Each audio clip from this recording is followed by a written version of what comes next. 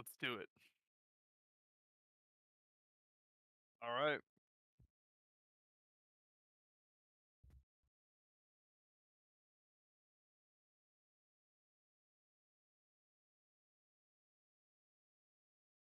Yep, it's up.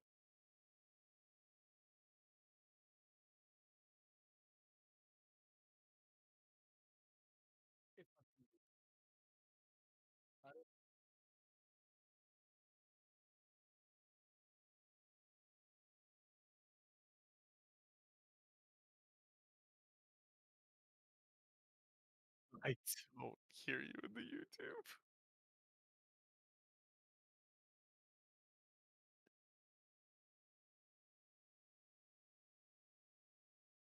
No.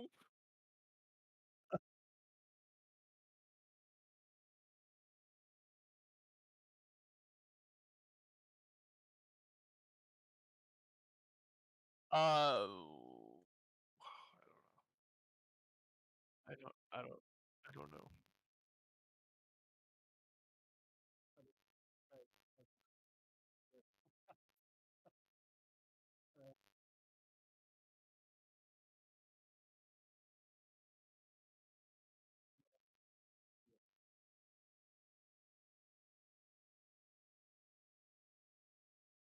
Oh wait, you're there, but you're like really quiet. No, you're like not even barely audible, man. I just caught it. Hang on. Just hang on. Is that any better? Is there any type of voice coming in at all? I do not understand. Yes. Now there's something coming through. There's something coming through. Yeah. Oh. And it's not bad. It's okay. And you can actually hear me. Yes. Yep. Chat's confirming. All right. I think we're good. Holy shit. I think we're good. I think we just rock with this. Shit. It may not be Okay. the greatest thing on the planet, but we're No, but it's all we got. Yep. So It's what we got, man. It's what we got. fuck. All right. Okay. Perfect. Finally, we are live, and I can be heard. Live. I can be very heard. exciting. So We got Mark here, and that's good because he's hosting, right? trying. You're doing good. Try. You're doing good, man. We can start. We can start now for sure. Yeah. Especially to Derek, who's back on. So thank you very much for Derek. I like it. Hopefully my nan should be on too, if she gets the memo, or I learn how to send this live link. But I don't know. Riley, do I still have you? Oh. Yeah, I'm still here. Oh, you've frozen on my screen, but I guess I can live with that. It's okay. Uh-oh. I'm frozen in the stream, too. Oh, you're frozen on the stream? Yeah. Oh, dear. Might What's just be going on? Ping rate thing. It might catch up. Hang on. Oh.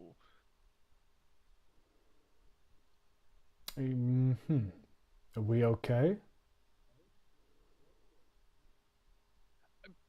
I'm coming through audioly, like with audio, so I'm not too worried about it, man. We'll just see if it catches up. Yeah, we'll just keep going. Keep onward. talking at least. Just push onward. Keep Yep. talking at least. Well, yeah, so this is it. We are going. We're going to keep pushing on. This is... Oh, there we go. You're back on with me, Riley. I can see you moving. Right.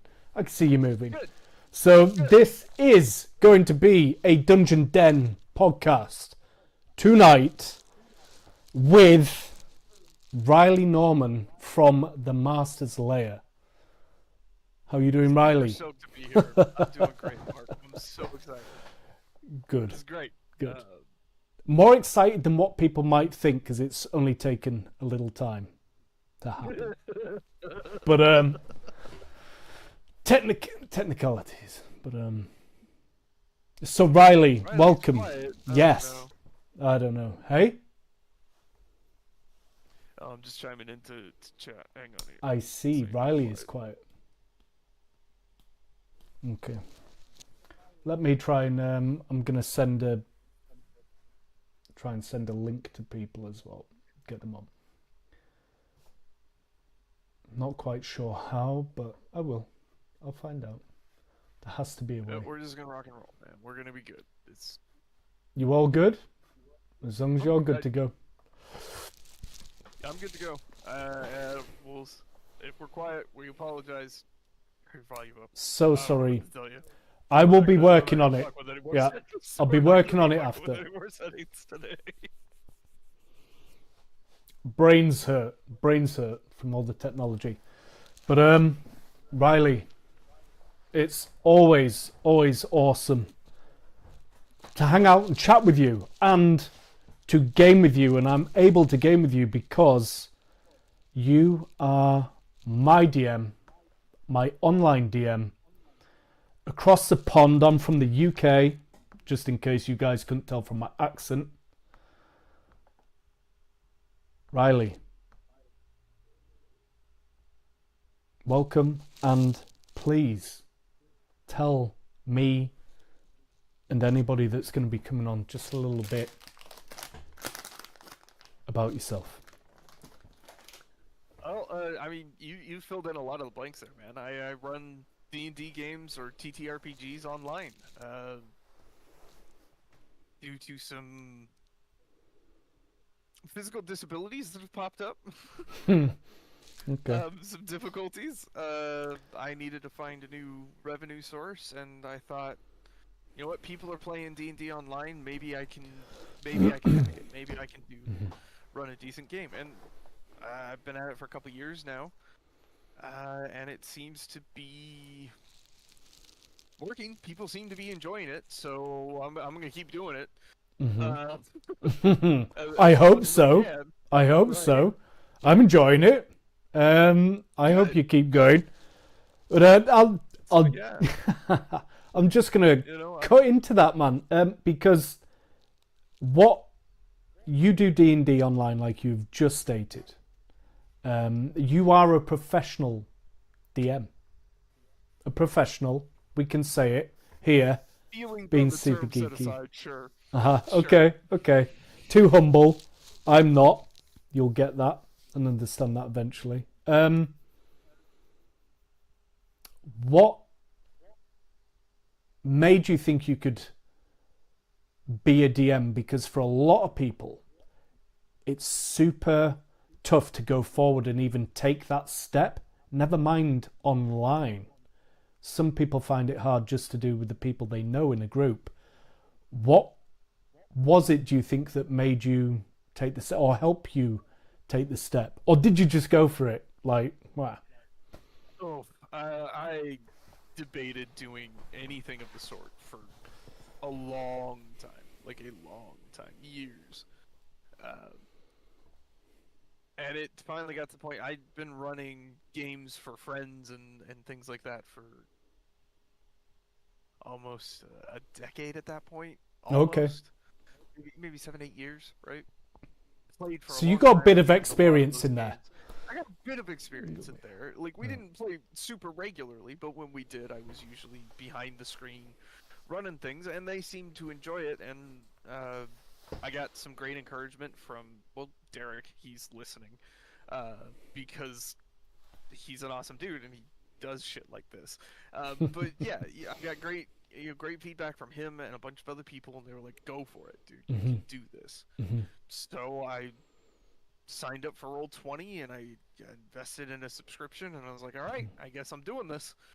I just kind of went for it, and before I know it, Mark's signing up for one of the campaigns I offered.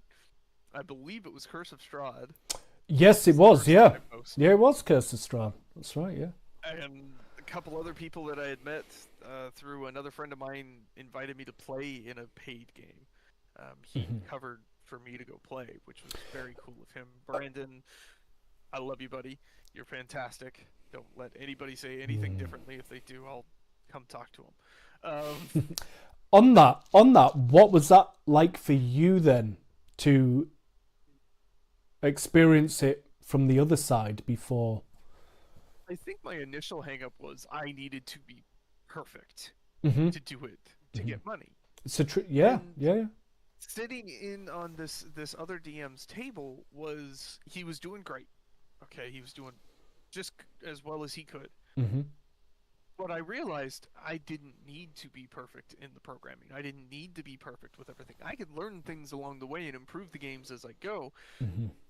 Just, stick to a reasonable price point and set expectations with people ahead of time. And so I put together this list of questions that I wanted to ask people and a vetting opportunity before anybody gets on to one of my campaigns. I have them message me on Discord, and we have We did the vetting. We did the vetting. Yeah, I did the vetting with you, and you were the first I player was to ever vetted. reach out to me. Oh, I was the first vetted. You were the first person vetted. Okay. Sorry about that. So yeah, no, you did fine. It was great. It was a good learning opportunity, man. And those questions have grown and differentiated as I've learned more things about what I'm doing. But the vetting process gave me the opportunity to feel like the players I was going to bring on board had an expectation of me already. They understood where I was and that improvements will come as I advance. But for now, you're gonna get maps, you're gonna get tokens, you're gonna get a few different things. So you were transparent right from the beginning as well. Like this is me. This is what I've got. Like, look, I'm not a walking, talking encyclopedia of D&D lore.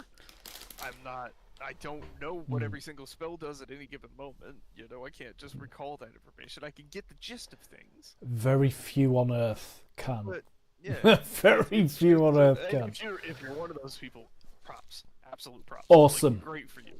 I awesome. Can't explain how jealous I am. Yeah. But... yeah. Full of envy in this side. Yeah. It's a thing. It's real. So yeah, I think it just being transparent with people up front gave me the option to not put as much stress on myself and be like, it's okay. Getting what I have, doing what I can do, that's enough. And it's people signed up, and I'm doing it almost full time now, so it's working. That's amazing, by the way. That's amazing. I clap to that. It's a lot of work. There's a lot of work involved. Some people may know, some people don't know. But even if you're the type of DM that needs minimal work to work off, to do DMing full time, I was doing it at the max 3 times a week. 2 pro and 1 that was trying to get ready for this whole setup and coming online and with friends or a couple of people that are new friends, because that's the main experience. D&D connection is insane. Connection, yeah.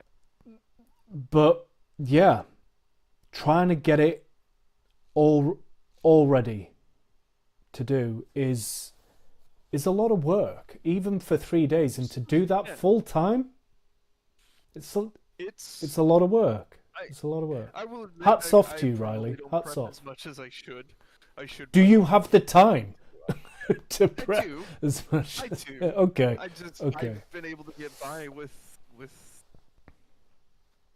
not so.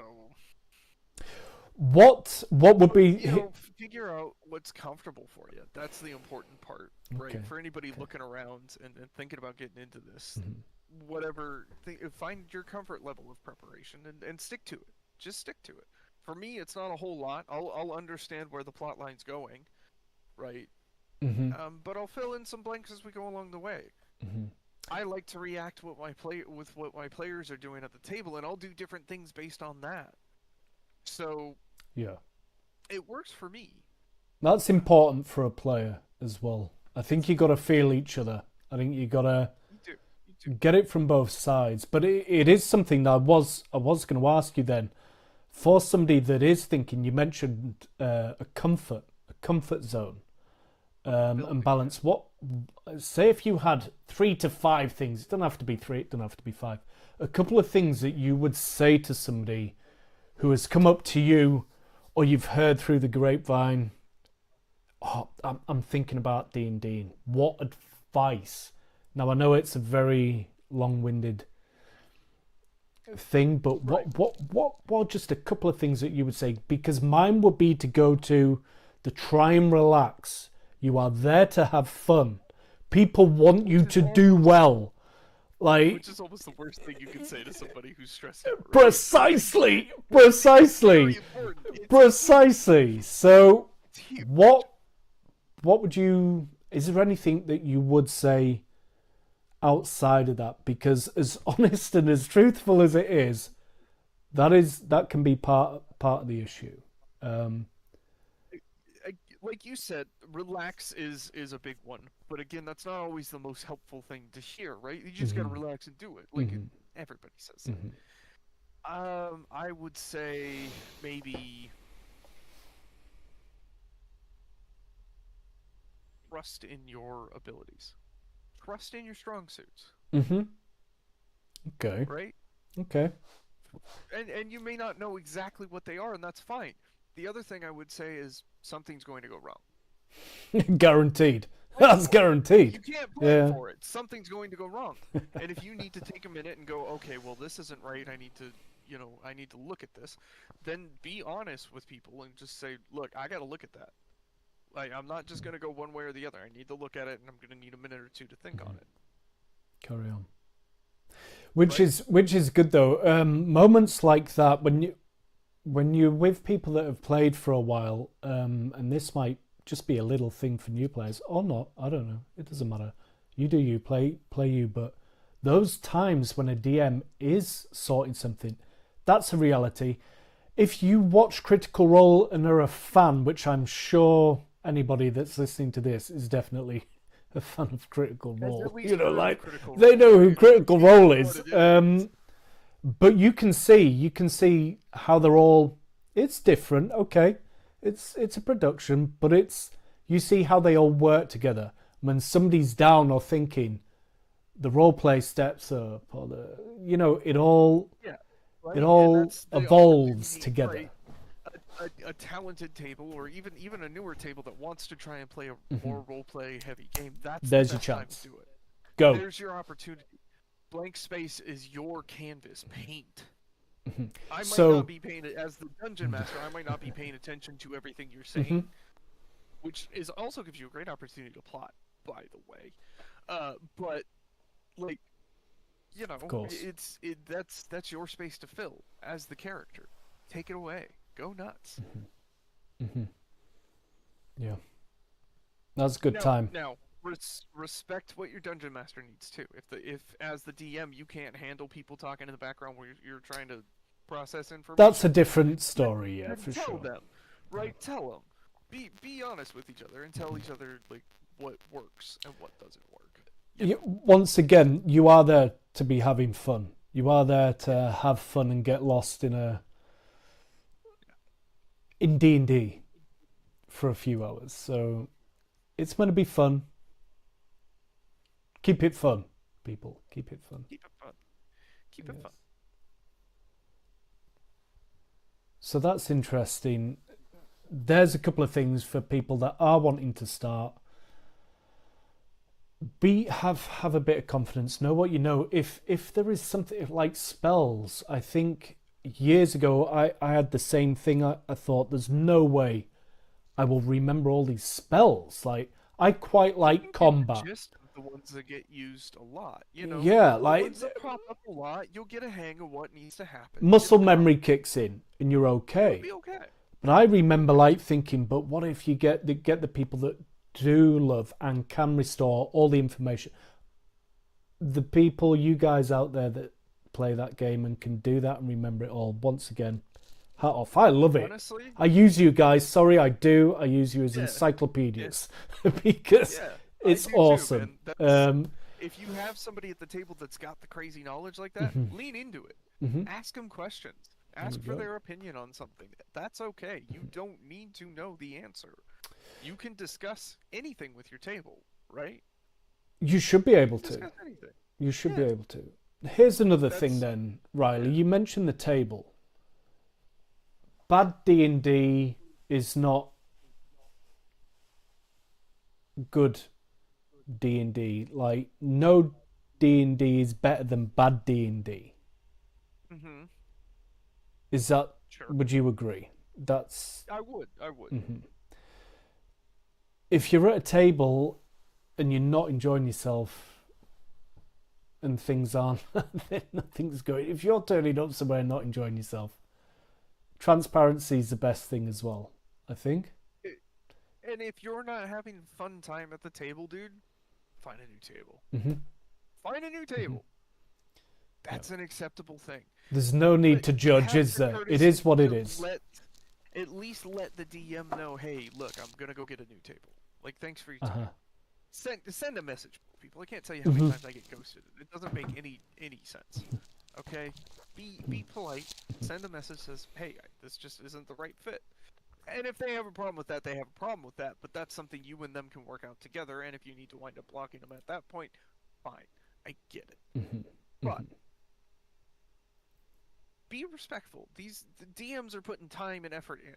Whether or not it's the time and effort that you appreciate is really your preference. It's it is. Each to their own, and that's fair. Listen, you will find a table. You'll find different You're gonna find players. somebody that fits. You will. You're gonna find somebody that fits. They're out there. Trust me. It's real. I mean, I've played a couple of tables where it wasn't bad. Like it wasn't bad. Had fun, but when it came to a pain sense, especially, I'd probably be like that as well, live or face to face. But it wasn't right, and I must have gone through a few people before I landed on you. So, you just do what you do. You do you. People that like what you do will stick around. People that don't won't. Simple. It's simple. It's not a popularity. And that's not necessarily something that you're doing wrong, right? No. It's not a, No. Not a, it's preference based, really. Mm-hmm.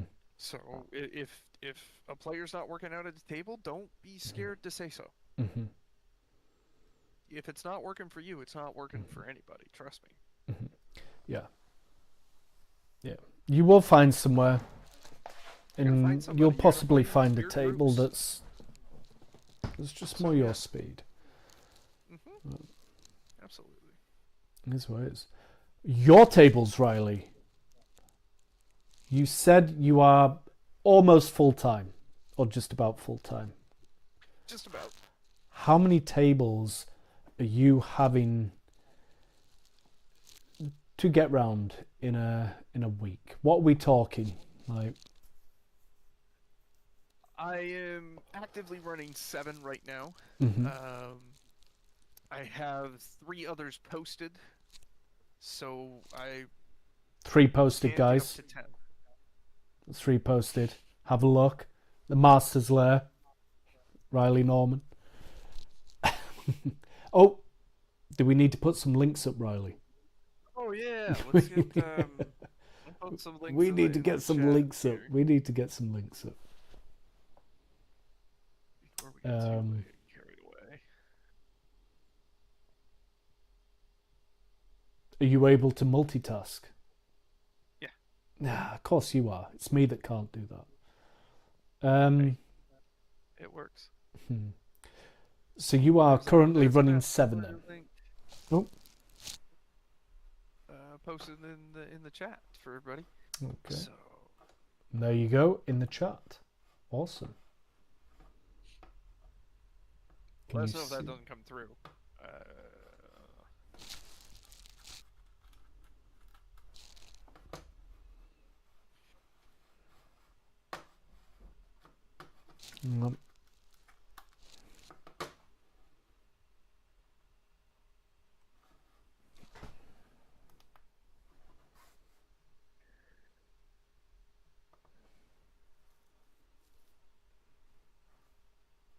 Okay.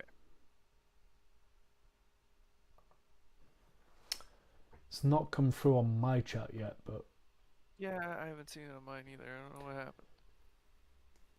it could just be Timing?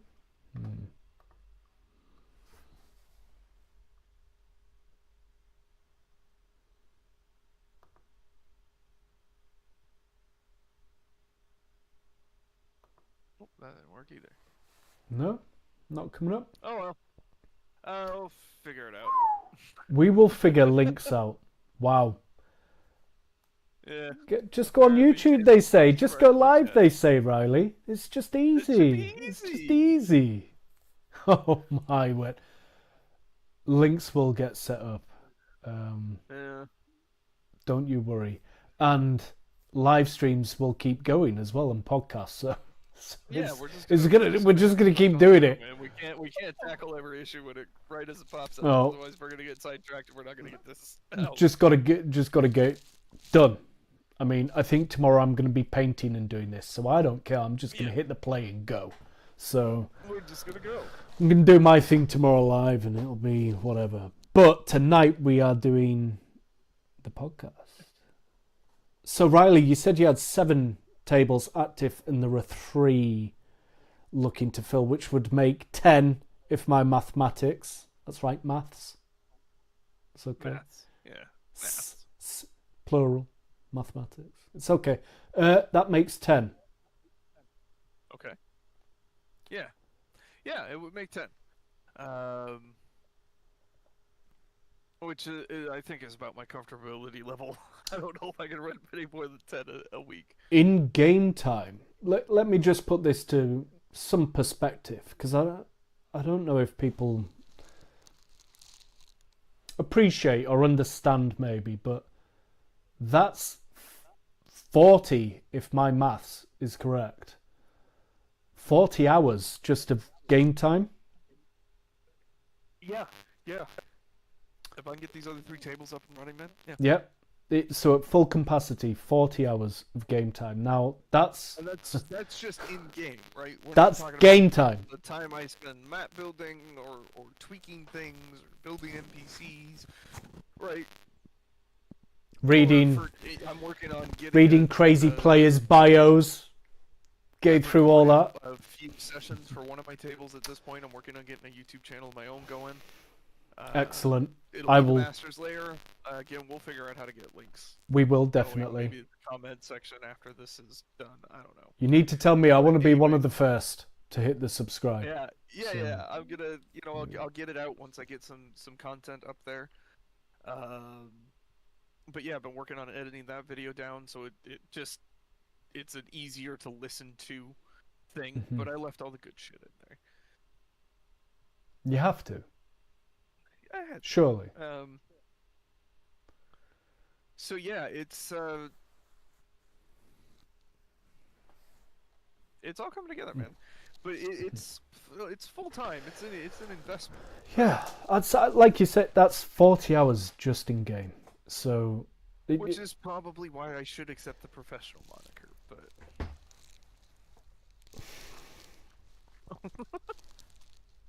I mean, why not?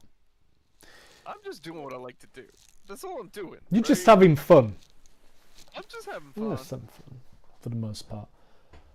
But, too right. Why not? D&D is great. It's great to be part of, and it's a lot of fun. Yeah. I would definitely. I do pay, and if money was no object, I would pay for a lot more. That's for sure. It's worth it. I don't think you can get something. There's not many things you can get.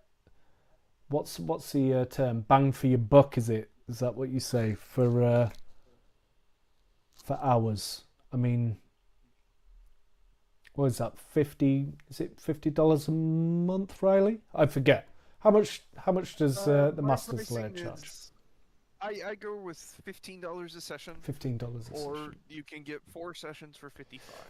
55. Sorry, Yeah. I'm underselling you. No, That's why- it's good. You can I pay got 60. Yeah. You're worth 60. You can pay 60. Yeah, I don't care. You're worth 60. I'm not gonna say no. But yeah, those are the prices that I've come at. I have plenty of people telling me I'm not charging enough, and I don't feel like that's right. I feel like I can get decent players in at this level and be a little bit more in the affordability bracket for some people. I do understand that what I do is purely economy. I am not a necessity. I'm not food, shelter, water, clothing. You know, I'm fun. So I put discretionary funds, and I get that. So I don't want to charge too much. I was hoping to try and get people that are a little bit. They want to play, right? You want to play, but maybe you don't have crazy amounts of funds to go and play with. Of course. I was hoping to build a community for those people, and I think for the most part I've succeeded.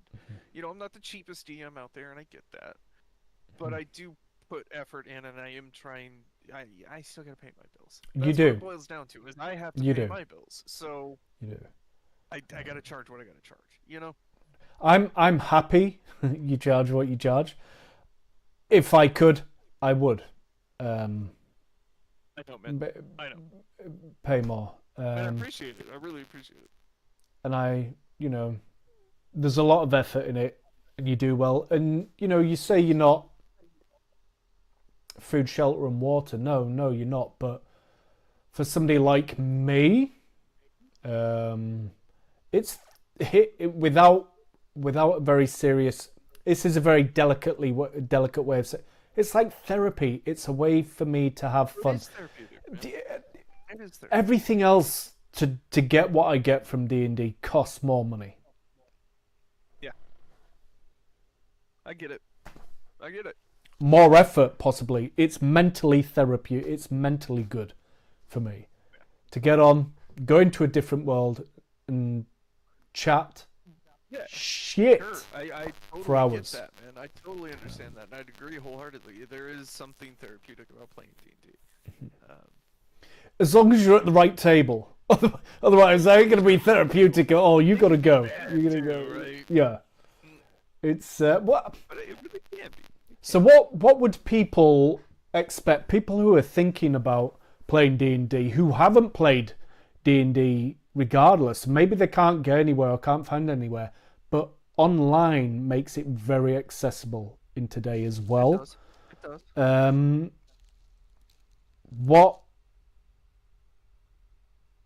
would you say to the person that is just thinking about coming online to play online? Like, you go through a vetting system regardless, which is really good. It's like a 0 session people should have face to face, or at any time if you can have a 0 session. You go through that vetting phase as well, which is, I think it's an amazing idea, to be fair. So somebody's looking to spend some money online. What are they going to get from you, Riley? You specifically, what would you say? 3 to 5 things again. Let's just keep it easy. That you offer. To look at. I'm gonna try and make sure the map is decent, right? If the module map isn't cutting it, I'm gonna go try and find something or build something to give you a visual aspect that's a decent representation of what's happening. You'll get patience. You are a patient man on it, yeah. And work through an issue that you're having on your sheet, or help you get something. I don't mind doing that at all. That does not bug me in any way, shape, or form. I'll put my hand up for that. I am terrible at computers. You're gonna get the best imaginative story that I can tell, but you're going to get to tell the story. That's an expectation I try and set with all my tables, is you are telling the story. I'm not here to tell you a story. I'm here to fill in the world and tell you what the monsters and the creatures and the figures in the world are doing.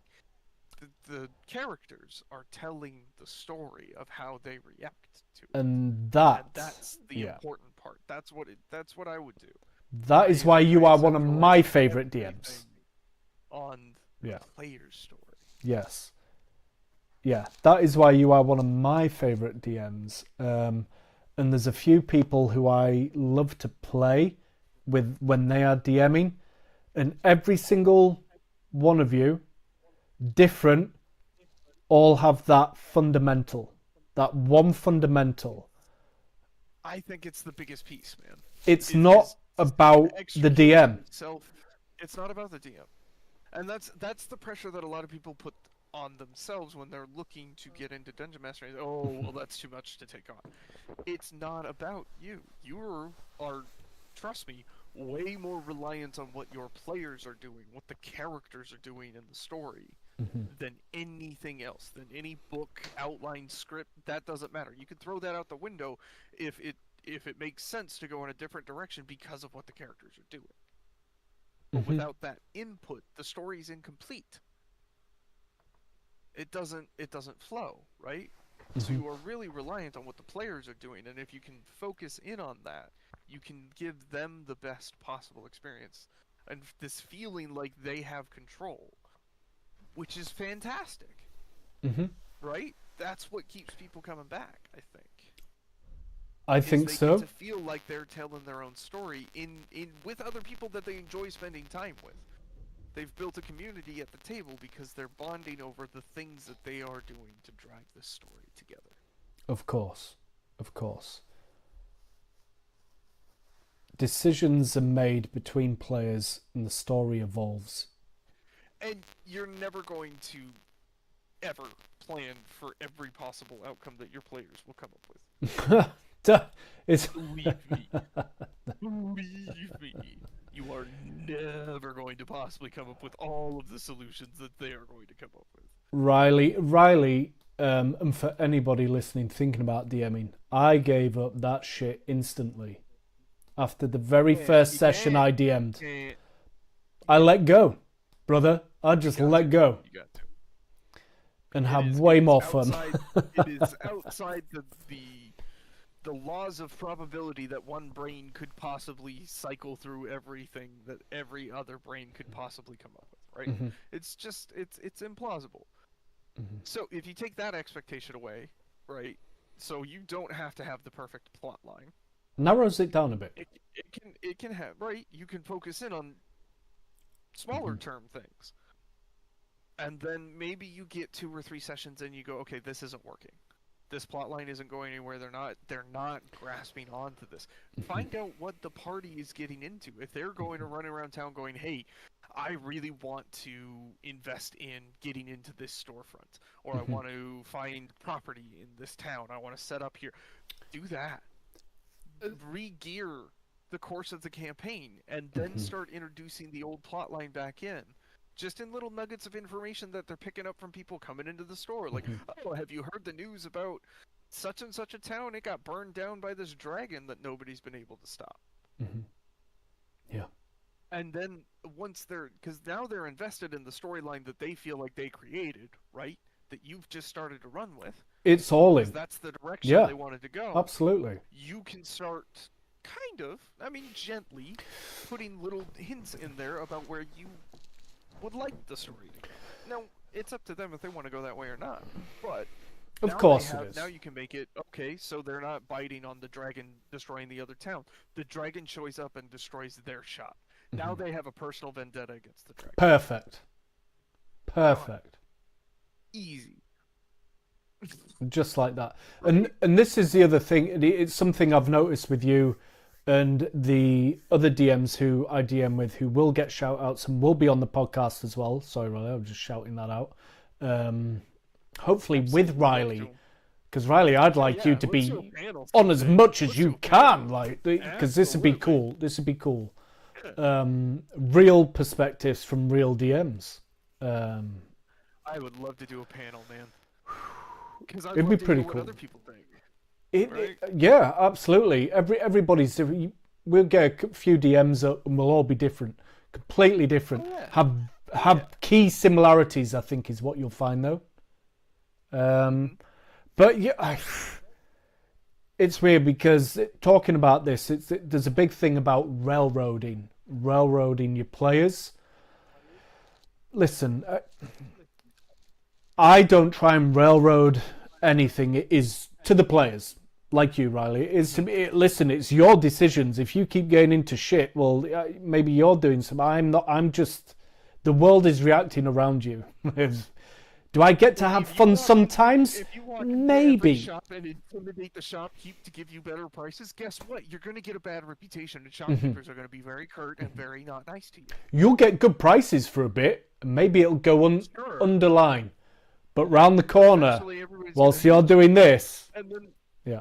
And then they're going to hire some sort of mercenary group to try and take you out. They're going to be sending people after you. It's just there's whole subplot lines that can stem from As the a way reaction. the players interact with the world.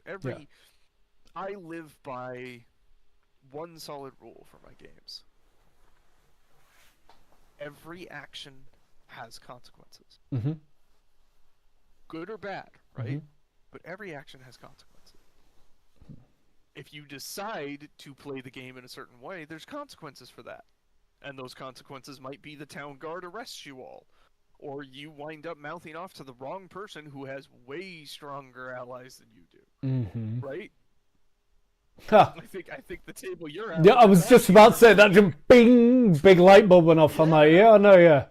Yeah, right? Yeah. We weren't the badasses in that meeting. Yeah. We weren't the badass. We thought we were. Right. Yeah. You went in a little too cocky against somebody that had more power. Well, I know that. My character, I still don't. Oh, your character had no idea. He does now, but probably wouldn't admit it. To be fair, character. But that's something I've noticed and picked up on with you, Riley. Is you allow me as a player to be as involved as I can be at any given time, or in the politest way, uninvolved at any point. I feel like as a player with you specifically, I get a few others, but one of your traits is, and with me I find that you will throw something in there to test where my mind's at as a player. Like, I know you do this with me, and I think that's because you know me. Oh yeah. But you've done it right from the beginning. You know, through the vetting. Have you played D&D? A lot of it. I've DM'd professionally. Oh, okay. And it's like, you allow me to create my character and be my character, but you also introduce things for me through role play a lot of the times, or through an interest. And I'm a massive fan of that. It's what I try and do, or make a point of trying to do more. I think whenever I've done something like that, it's been inadvertent or accidental. You know, it's just played out because you're being free roll. But it's certainly a way, as a DM, I try and do a lot more. Like I said, I like that. A lot of your plot points and the way the story moves and melds and comes to fruition will come from your players, and that can be in whatever backstory they want to put together for themselves. Right? And I've had players that sent me short stories, like pages worth of backstory, and I do my best to try and read through it all. I might skim some of it. I'm not going to lie to you here, you know. But I'll do my best to glean the information I can, and I'll ask questions to that player about, okay, well, what is this? And what's the meaning of this? And then I'll start developing subplots in my head. And I'll introduce them through NPCs, through wanted posters, through just little nuggets pieced throughout the world. An example that comes to mind is you for Gabriel, which is the character you're running on Icewind Dale right now. You came up with this whole little tribe, right? The Shinari, and they're kind of like Jedi, but they're blade singers, and they teach people about this and that and the other thing, and you're having a blast with the build. I'm having a blast watching the build. It's a great idea, man. It's but mental, this is what it is. idea that there's Shinari of both kinds, right? There's the lights and the darks, and you got your Jedi and your Sith kind of set up. Oh, and yeah. So I've introduced this subplot already. Now it's kind of gotten lost in the weeds the last few times we've met up, but it's been introduced, and I'm not going to give you a full reminder of it because No, you need to remember. No. But oh, I remember. I remember I've everything. taken a plot line, and I've introduced it based off of what you gave me from your backstory, Mm-hmm. and I liked it. that's I become liked a it. piece of the lore in the story now, right? Mm-hmm. That's It a is piece now. in there It now. is now. It's And it's there. not something that I would have had in the game, right? If I was sitting down from day one trying to plot point A to point B, this wouldn't have been in there, because I wouldn't have had the excess input to then build off of. A D&D campaign is it's like how I used to play with Legos. I'd build the thing that the set came as once, and then I'd tear it Yeah. apart, and all the pieces go in a community bin. Yeah. And then I'd start building stuff out of that bin just to see what I could build, right? What we That's what got? D&D What can is, we man. do? It's multicolored bricks. It's stacked on top of each other. It's input from all sorts of directions. I Just agree. coming together to create one storyline.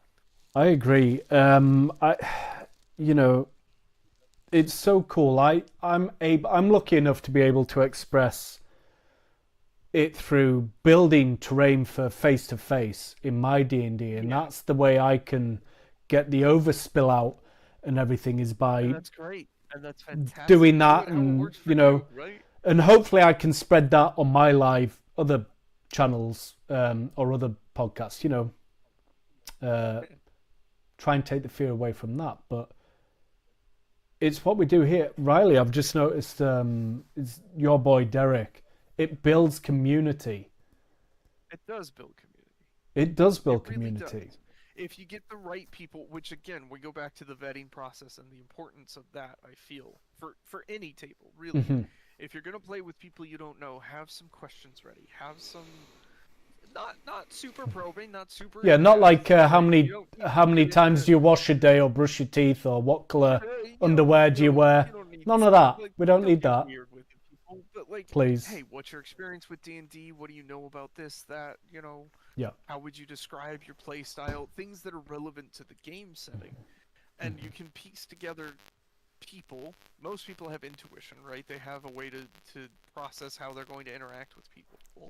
And you piece that together and you find the table.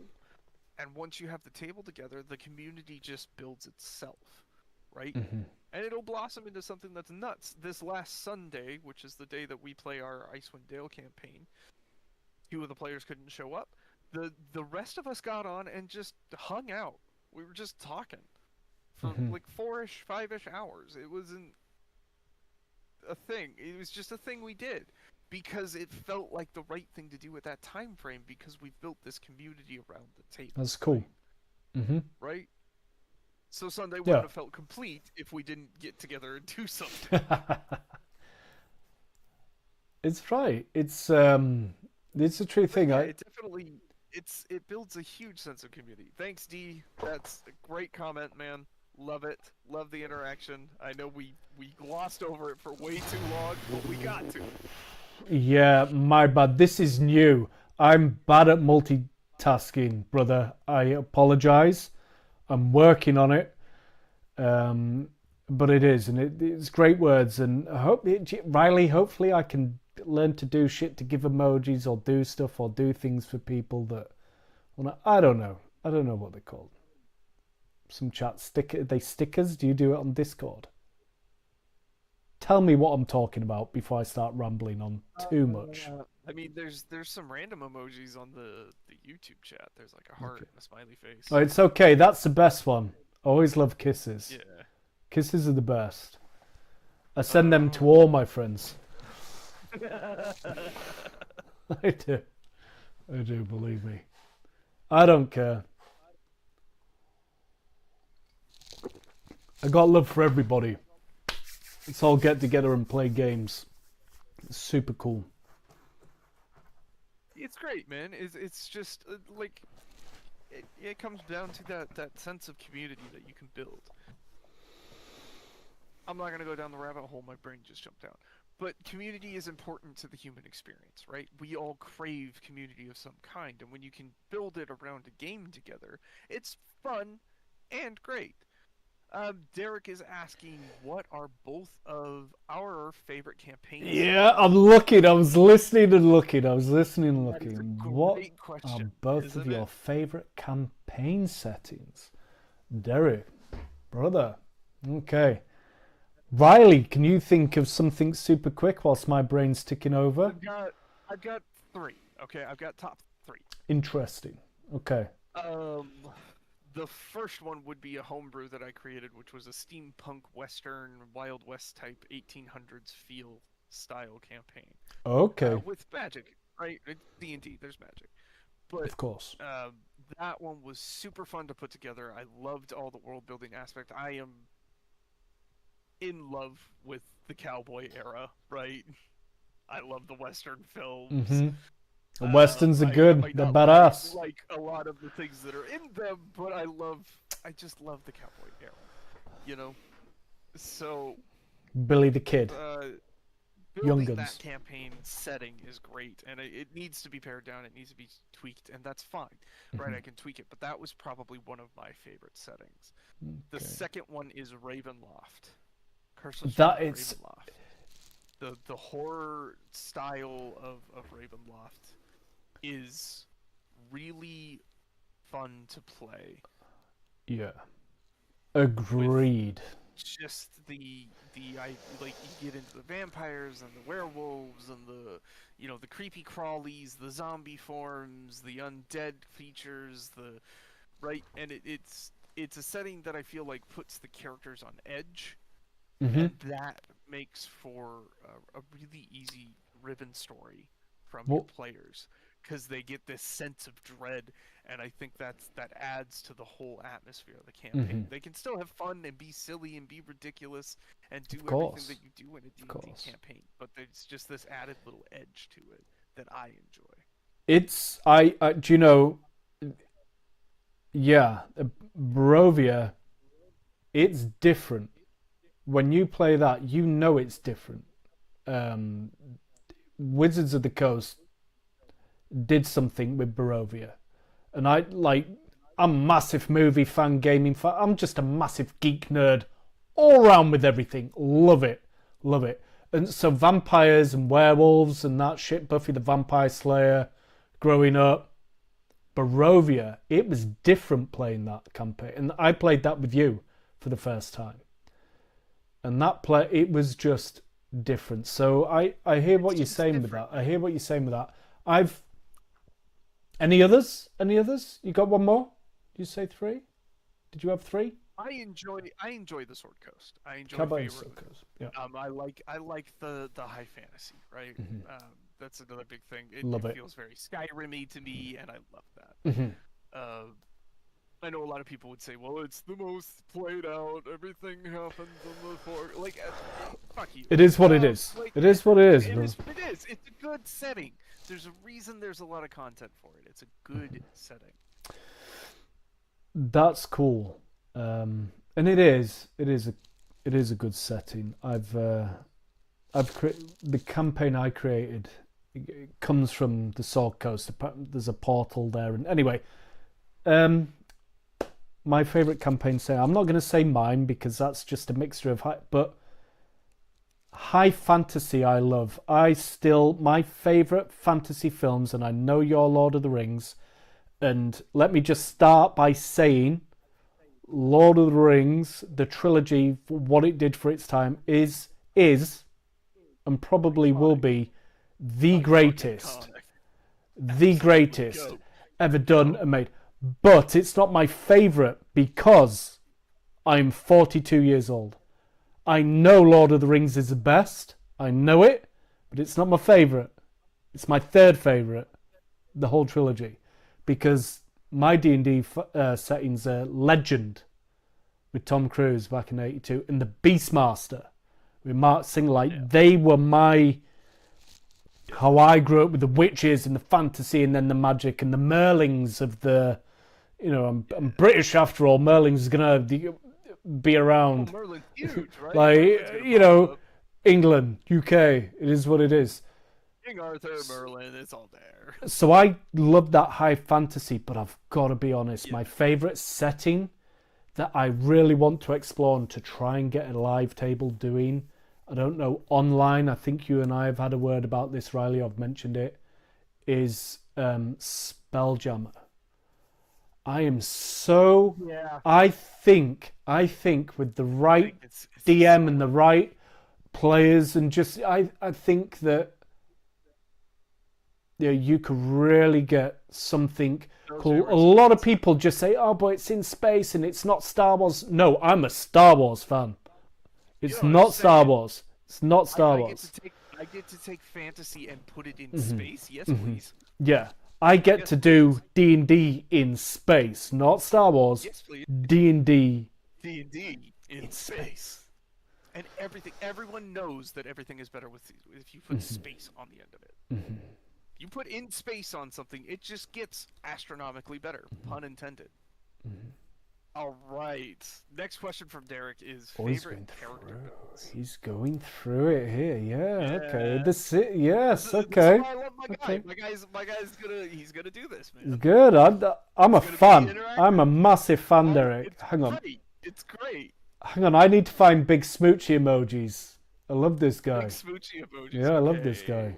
Click on the.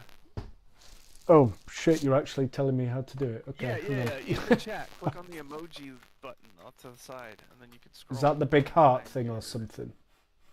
Yeah, you can find a big heart. You can find. No. Is that the heart thing on the chat? Oh, you can do that. That will just do something in the chat. It'll just float something up there. Oh, what? But if you go down to where you would type in the chat, enter message. Oh, I can't find an emoji thing. On mine. Am I being me again? Could be. Well, I got you covered. Okay. Stuff's not happening for me. Right, Favorite Riley. Character build. Answer that because I've pressed some. My thing's gone weird. Oh no. It's okay. Keep going. Keep going. Favorite character builds. Oof. I don't know if my favorite character builds are actually things that I've built, or things that I've seen players build. I have seen some great builds across these tables that have been really, really effective and they're really awesome. I don't know if I can pick one out as my favorite. I can say that I tend to play the tank role the most often. I have tried to start expanding out that, and I'm really getting into the mid-lane fighter type style. But for the most part, in my playing experience, I have always gravitated towards playing the upfront, the beefy, the fighter, the barbarian type character. Yeah, again, I don't know if I can pick out just one favorite. There's been a lot of great moments that I've played and I've seen players play. I get highlights I should do, like, once I start getting my YouTube channel up, I think I'm gonna do like an EA Sports Center desk of TNT highlights, man. That'd be interesting. I mean, when you play enough, there's loads, isn't there? I mean, yeah, it would just be for the Masters Layers games, man. I wouldn't be able to do it across the board. But like, you guys maybe get submissions. I don't know how it would work, but that would be fascinating, man. There's lots of great builds out there, and lots of people utilizing builds in ways that I've never seen. I've seen some awesome Bard builds. I've seen some great Druid builds. I've seen awesome barbarians and fighters and paladins and warlocks and multi-classes of all shapes and sizes. It's really hard to pick out a single solitary favorite, even a top 5, because in reality, any build can surprise you, right? Of course. I've seen builds that I've been told are weak, and they have been power builds. It's all about how you play them and who's playing them. The right person with the right build can make it look like the best build ever. Riley, until I played... right, I've lost my chat box. Sorry. I'm messing about as well. I'm I've lost my chat box. You'll have to... I'll sort that in a minute. Yeah, for Curse of Strahd, I remember people talking to me, and I said I was going to play online with this DM. I'm looking forward to it. I'm in Curse of Strahd.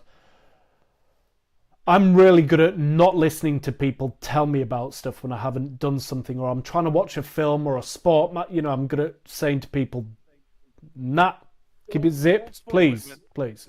And people are generally good as well. I try and do the same, no matter how excited they get. But I was thinking, I just said I want to play a warlock. I always play clerics. I want to play warlock as a player. Never play, but everybody was saying, "Oh, fighty melee bloody." Oh my god, here we go. DM can't even remember half the classes or anything anymore. With the dagger, type of warlock, and I was like, no. Oh yeah, Pact of the Blade. Hexblade. Hexblade warlock. Hexblade warlock. Yeah. Thank you. Everybody says play Hexblade. Everybody was saying talking about doing a combo, like a paladin Hexblade. A paladin yes. block Yes. is a solid. It's insane.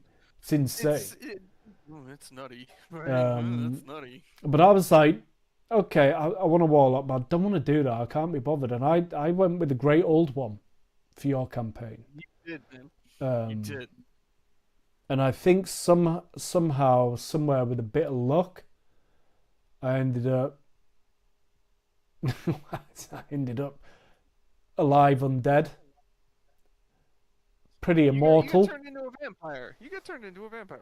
I became a bit more. And what became really silly was after about level 8, or level 6 to level 8. Yeah. Ridiculous. It got crazy, man. If you roll well as well, I mean, part of the fun of D&D is rolling bad half the time because shit happens. That is fun. Yeah. But it's also fun when you end up super cool without knowing it, or doing something super awesome. Yeah, so when you get to a certain level and you start having more abilities available to you and you start really understanding how the build works. Yeah, man. So, Derek, to answer your question from me, it would normally have been a paladin. That's how I pronounce it. Because I normally play clerics, but my favourite builds that I've seen people build and characters, love them all, but paladin. And it was up until then, but now I think it's a warlock after that Manpit build. Yeah. I really do, because... Oh, Manpit was such a fun build, man. Manpit was loads of fun. He was fun. He was complete accident, but it was fun. It was fun, really. But saying that, in your campaign, Gabriel's fun. I am not even choosing... It's a great build, man. I'm not even choosing... I've not got Fireball. I'm a Blade Singer. I'm a Wizard. I've not got Fireball. I'm trying to stick thematically to the Force. There's like you don't need it. Other people that cast it. Like, you're fine. The party has Fireball and Call Lightning and like. Oh, they're badass. So the party's badass. That probably allows the Gabriel build to be stronger. Get away with it because they are glass hammers. They are glass hammers. They can be, right? But the Blade Song, like the addition to the AC and stuff, making yourself harder to hit. You've got the boots of springing and striding, which again, I will say it probably forever. Mark has made the greatest use out of this magical item that I have ever seen. Oh, the boots. He is jumping all over the battlefield constantly. I'm sorry, that's ridiculous. Yeah. Oh. It is ridiculous. He's like, I'm going to jump over there. And I can't argue with it because he's got these boots that make his jump just fucking ridiculous. It makes a lot of combat easy at times. It does. It negates it, but in a fun way because in a very fun you can do silly things with it. You make me roll. The moment I get big ideas and try and be super cool, you make me fucking roll. So... It's fun. Man. It's fun. I know the capability is there because you do this stuff with the character all the time. But I'm gonna have a dice roll in there just in case you roll shit. I don't blame you. Because it might be funnier if you roll shit. I'm completely down. I dare to roll. I will roll. There is nothing better. I try and call for as many rolls a game as I can. Honestly. I really do. Like, it's part of it. It's part of it. If they're like, I'm just gonna tie this rope around the tree, I'm like, okay, give me a sleight of hand check. Mm-hmm. Let's see how well you tie a knot, right? Like you can break anything down into a skill check or a save of some kind. So, You know? so we're saying this. I don't know if Derek's pumping some more stuff out because I know he's awesome and I appreciate, but I can't see anything. So I'll keep spouting out D&D geek crap. So, Yeah. and now I've babbled and lost the track of my original thought, but I have in turn thought of something else. This is me. It is what it is. How would you design a 3-companion party for Strahd? Now, I hope if none of you guys have ever played Strahd, we try not to say anything. Just what 3 classes, what party would you do? What classes would you have out of a 3-companion party? Now, are we saying that these have got to be stock builds, or are we talking multi-classes? You can multi-class, but if you multi-class, we'll just explain for if people, mind you saying that, I don't even know who is listening. Yeah. But just a little bit about the multi-class and why, I guess. I think. Okay. I would probably say that if I'm building the entire party here, right? Mm-hmm. I will most likely go with a paladin fighter for the front line. Mm-hmm. Probably going to take. It's going to sound really cliche, but I'm probably going to take Oath of Vengeance and Champion and pair them up. So Oath of Vengeance for the Paladin because it would give me Hunter's Mark as a bonus action for more damage. Paladin, I've already got Divine Smite, right? The Champion Fighter will give me a better option to crit on a more regular basis. For that build, racially, I'm probably thinking half-orc, orc. Oh, okay. Goliath. Something with... The reason I select those ones out is those races have... You might even consider Azamar. I'm picking out races that have a little bit of capability to keep themselves on their feet. Mm-hmm. Right? Orc and half-orc get Relentless Endurance, where if they go down to 0 hit points, they come back up at 1. Right? Yeah, you're picking some boys. I got you. Goliath has got Stone Endurance, where you can reduce damage to yourself as a reaction based on with uses up to your con mod. Mm-hmm. So I'm picking things that can kind of keep themselves on their feet a little bit better. For my midline, I'm probably going with a cleric druid build. Okay. And with that, I will probably go Life Domain Cleric for big heals. Mm-hmm. Right? Just free heals. Because you get a lot of the big healing spells for free as a Life Domain. And then most likely, it would be a toss-up between Circle of the Moon and Circle of the Shepherd. Yeah. Circle of the Moon gives you some excess healing abilities that are really cool. Barmouth Zimmercourt is great. And Circle of the Shepherd has a lot of like control things that you can do on the battlefield that can be very helpful, I believe. So it is. It would be one of those two. But the idea with the druid would not be so much to lean on the wild shape. It would be to cast the healing spells to keep the big guy up front, keeping things at bay. Mm-hmm. Then I probably throw in maybe a triple class here. It might be a bard, sorcerer, warlock as the backline blast cannon. And with those ones, I'm going the sniper. That guy, I'm going for big damage, right? So I'm probably I might consider going Divine Soul Sorcerer just to have some excess healing power in my hip pocket, right? And just to absorb it from a few enemies when they get close. Right, that would give all three players, all 3 characters, an ability to heal. Paladins get lay on hands, plus they can use spell slots for cure wounds, right? Stuff like that. Then you got your cleric druid, who's going to be your main healing focus, and the sorcerer would have some ability to heal in case one of the 2 of them goes down. prioritizing the cleric to get up and heal the other people with the big heals. But anyway, but I'm probably going to pair that with hmm, maybe Eloquence Bard, a little bit more manipulation, Okay.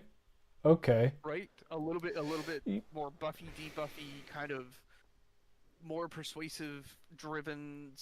I believe they get silvery barbs as a free thing. Like just a little Yeah. bit more manipulation of the social aspects of the game. It's Right? important. It's important. I see why you've done that. Important. Yeah. Hmm. I see why you've done And that. then for Warlock, I would probably pick out the most spell damaging one. So not Hexblade, not. Uh, oh, I'm spacing on Warlock. Okay, yeah, so I'm just trying to think now. If you were to start, are we thinking level 3 then?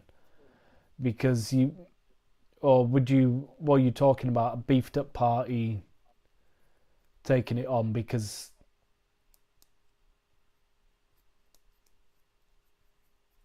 Yeah. Um, I think for Warlock, the Great Old One would be good. The Undying isn't bad. You might do Archfey to lean more into the battlefield control aspect. That's the one I want to go with, Archfey, for the Warlock. Archfey. Ooh, Yes. ooh, okay. Um, they get Misty Step. like Fairy Fire and Misty Step and Entangle and stuff like that. So that's the DPS guy from the sorcerer spell list. He's going to get access to big damage spells, Fireball, Mhm. Lightning Bolt, Chaos Bolt. Things of that nature. He's gonna get access to big, or they're going to get access to big, damaging spells. Uh, but also with a little bit of background healing and a lot of battlefield control or social control from Eloquence and battlefield control from Archfey Mhm. to really boost up the abilities of what the fighter paladin is going to be able to take on in the front line. Okay. Okay. The reasons I go with this particular party setup for Ravenloft is you have a paladin and a cleric in the party. You're not really lacking anything, so that's a lot of power against undead right there between two separate sources that can use a channel divinity. You got plenty of healing power with the cleric druid divine souls sorcerer combo, and the fighter paladin. Honestly, you're probably leaning deeper into fighter than most people would think you are, just to Uh-huh. get extra swings, Uh-huh. just to keep swinging on shit bigger and to get pile-on feats. Probably throwing in Sentinel, maybe make it super spicy and do Polearm Master and get, like a big damaging your glaives or your halberds in play there. Nice. Just for those big Reach. Bit arcing of reach as swings well, yeah. up front, a little bit of reach, the ability to get things away, Sentinel. stuff like that. Yeah, Sentinel, Mm-hmm. you know, things that are going to allow the paladin to Polar really mass. Yeah. shine as a upfront beat the shit out of something. It's kind what of they do. build. It's It's what what they're they there for. do. That's what they're there for. And the other two builds are kind of built to back that up. You have a bard in the party, which means bardic inspiration can be thrown around. You've got, a druid and a cleric in the party. That means there's other buff spells that could be added, bless, guidance, things of this nature that can. I think that party could probably do very, very well. Mhm. Not to say that any party wouldn't do well. There would be plenty of people that would be like, well, you don't have an intelligence build, and that's a flaw, right? And it's true, that party does not have an intelligence build. That's the one thing it's lacking. You've got a charisma build, you've got a wisdom build, and you've got a strength build. Mhm. Or strength or dex, really. Either way you want to go, It, And other people yeah. would say, well, you're missing a rogue, and that's just something that you can't go with. You have to have a rogue. But, you know, but that would be probably the strongest frontal assault party I would build for. Yeah. Yeah, that's a badass part. I mean, and that's cool. I like it, and I think very similar. I wouldn't have any multi classes. I definitely have the paladin. Definitely has to be. You got smites coming down and guiding bolt and all sorts of shit that's going to cause mayhem. absolutely flat out. Cleric, Twilight Cleric. I think with the I Twilight, understand why a lot of people go Twilight there. Twilight's a very strong class, right? It's a very strong if class. it's not Twilight, it's Life Domain. And if it was Life Domain, it'd be like you. It would just be purely to pump out the heal.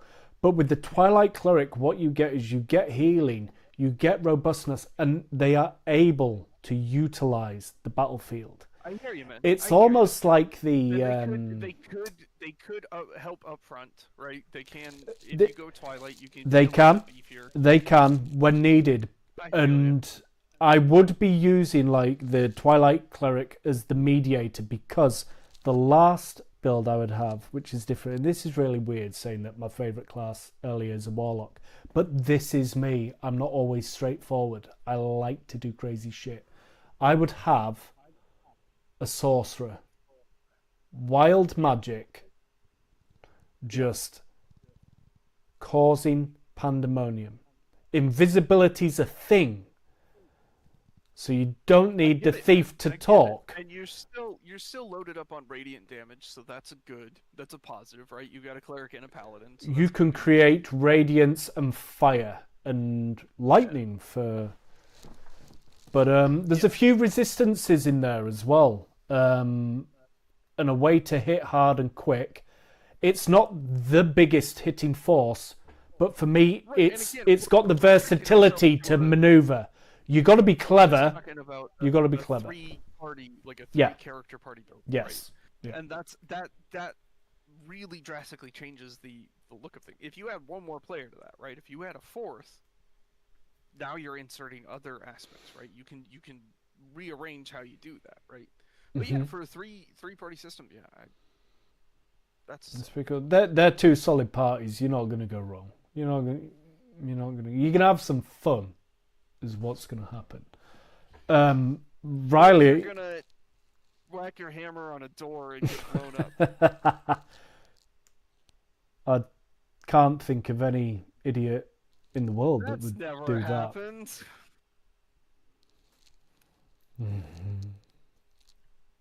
I don't know what to say about that. That must have been. Was that in one of your other tables? No, it was you, Mark. I know it was me, Riley. Give over. Last time you invited. Of course it was me. Poor Brother Lubin. I had a what? Hey. I like Brother Lumen. He was in his own right to hit. That party was nuts, The man. lot. We had 2 Twilight Domain clerics. That was Okay. nuts. Unintentional That as was well. insane. That was nuts.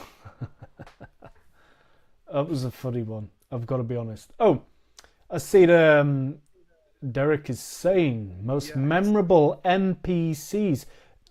Derek, is that an NPC we've created or an NPC we have come across? If you are still about and still interested, I'm glad you have been. You're my number one favorite person. You're my number one For sure. favorite person in the world.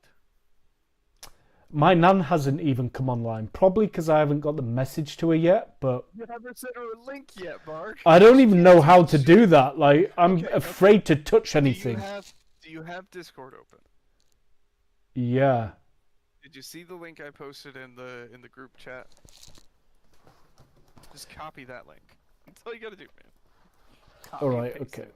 Okay. Well, I'll do that off my iPad so that I'm not messing anything on the computer. So you're but- not fucking with anything I on don't- the computer.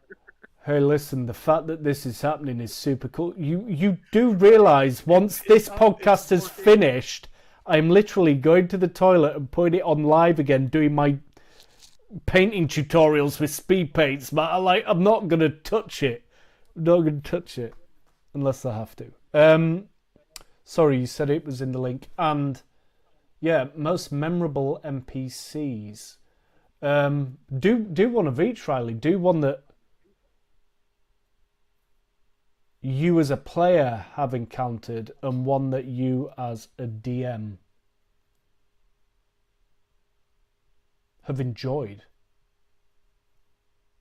I imagine there's quite a few as a DM. Imagine there's quite a few as a player. Wow. Either. Either I don't know. Okay. Good old Derek. I have the two that pop into my mind immediately. The first one is my own creation. Nyx. Oh, okay. Nyx, purveyor of Okay. Nyx's magical wonderful or Nyx's wonderful magical emporium. Yes. Oh, look at you! Isn't it glad? I'm so glad you made it today. Welcome to Nyx's wonderful magical emporium. What like can Nyx do Nyx. for you today? Right? Nyx is just they've become they're a staple at all my tables. It's my way of providing magical items to the party. And everybody likes Nyx. Everybody loves Nyx, right? They all want to go talk to Nyx, and get their things from Nyx's. And Nyx's has evolved over time, right? Now they've got this big magical workshop thing that they take you around on this crazy little choo-choo contraption and take you to places that just don't make sense, right? Love it. Love it. Absolutely love it. But Nyx is definitely one of my favorites. They're a lot of fun to do. And they're just a little weird. Nyx is a little weird. And I like the fact that Nyx is a little weird. He is weird. I'm sure he has like a body part of mine and another player's as well, instead of gold for stuff. And Yeah. he's a freaky dude. I like him. He's freaky. He's just weird. And I like that. spending I love time with going Nyx. to the Nyx pool. I've generated this whole new opportunity at Nyx's wonderful magical emporium where people can play a new game called What's in the Box, and I'm doing an elaborate What's in game. the box? What's in the Exactly. box? Exactly. Love it. Love it. So It's that's not been one of really our fun. body parts, is it? Okay. Maybe, you never know. Yep. But Riley. loads of fun. All right. I love Nyx. He's a great character. Always fun My to talk to. second favorite is actually a character that D created for another campaign a while ago. That he has allowed me to adopt. He is a artificer, a little gnome artificer named Bimp Not and Little Richard, but everybody calls him Namfoodle. Now, lots of people don't like Namfoodle because Namfoodle doesn't shut the fuck up. Yeah. And you just go, hey, how you doing? I'm Namfoodle. It's great, and we're doing all sorts of things here. What can Namfoodle do for you? You want this? Yeah, we can do that. And I'll do that all day long. I can do this all day. Yeah, we just keep going. We do this, and I get super excited about it. I just like go nuts, and I start rambling, and I have had to tell parties like, shut me the fuck up, please. I need to breathe, you know. But Namfoodle is he's so energetic. He's so just out of this world, bent and nutty, and he's got no idea about personal space. So he gets all up in character. I love going to the Namfoodle well. He's fast becoming a staple at a lot of tables. That's cool. That's cool. High octane. High octane. High High octane. octane. Which is not me at all. I am very much not a high octane person. I hear you. I'm pretty chilling. It's always good fun to play those characters though when they are up and about, because I don't know about you, I have to make myself become Oh yeah, high octane. That's good. And that's why I had to change the voice. You know, I gotta get higher in the octave because I gotta get up there and I gotta keep going and it's gotta be maintainable and I gotta keep doing it. And it's just the thing that I do. You know, and then you just talk faster and you get all hyped up and you get just a little nervous sounds. That's okay. Don't worry about that. Just fill in the blanks here. Right? You should just get in a roll. Just But chunt it's his at the shit. point where, like, nobody has given me anything, and I'm like, oh yeah, I'm wearing dirty socks today. I don't know what to tell you. I can find clean socks. I try to look everywhere, but all my socks are gone. Nobody knows where my socks went, so I got socks on from 3 days ago. They smell real bad. Hey, you want to smell my socks? You probably don't want to smell my socks. My socks smell nice. Like, I'm just rambling about shit.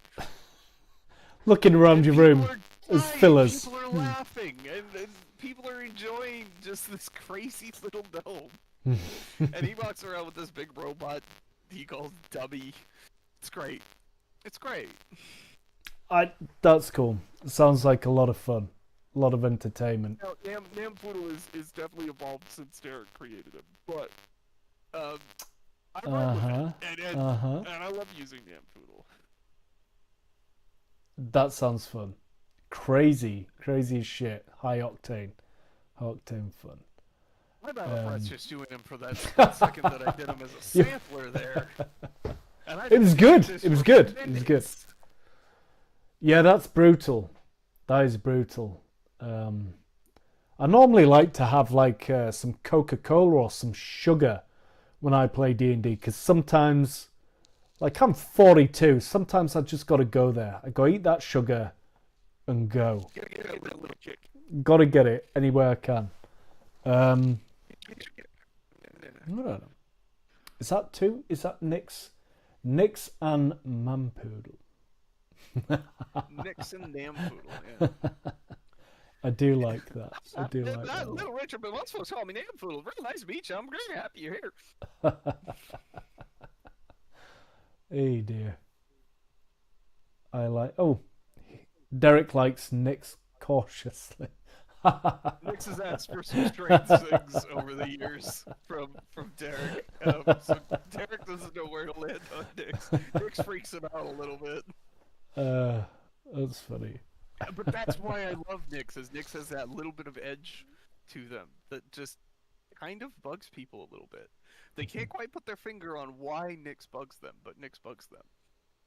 And that's what I think makes them such a solid NPC, is there's just that little added tinge.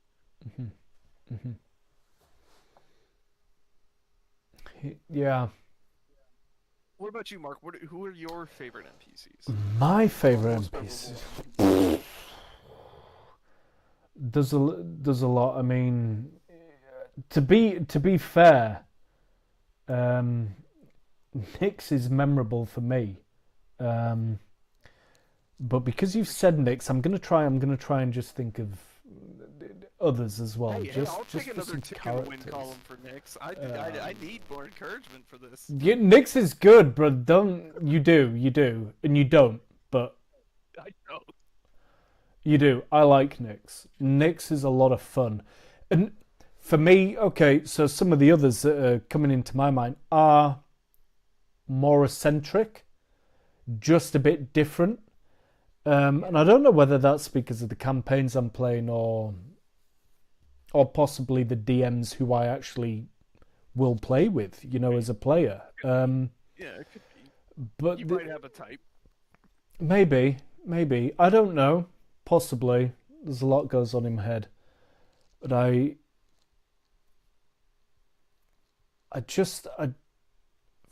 for mine, I guess that's easier. Is a wizard called Mateus. And he's at this place called the Halfway House, and he's just old as time, and was found at the Halfway House before the fort was built. All right, give us a sample. And he's behind his desk, and he's looking, and he's smoking, and he's yes, what can I do for you? And when people are talking to him and asking him this stuff, he's got all these books. He's got there's alchemy everywhere. There's components everywhere. This guy has forgotten what he remembers. But half the time talking to him, I remember I was really ready to play a game. And I was getting bombarded with some big questions. And I had a mind fart. And because I don't break character, not even on the DVD running commentary, I just paused for a moment and then went, soup! I need soup! And now it's a thing. Whenever shit goes wrong or gets bad, or they're talking and they're just about to give them the information they may need and they've rolled, if they don't roll high enough, it's soup! Have you got the soup?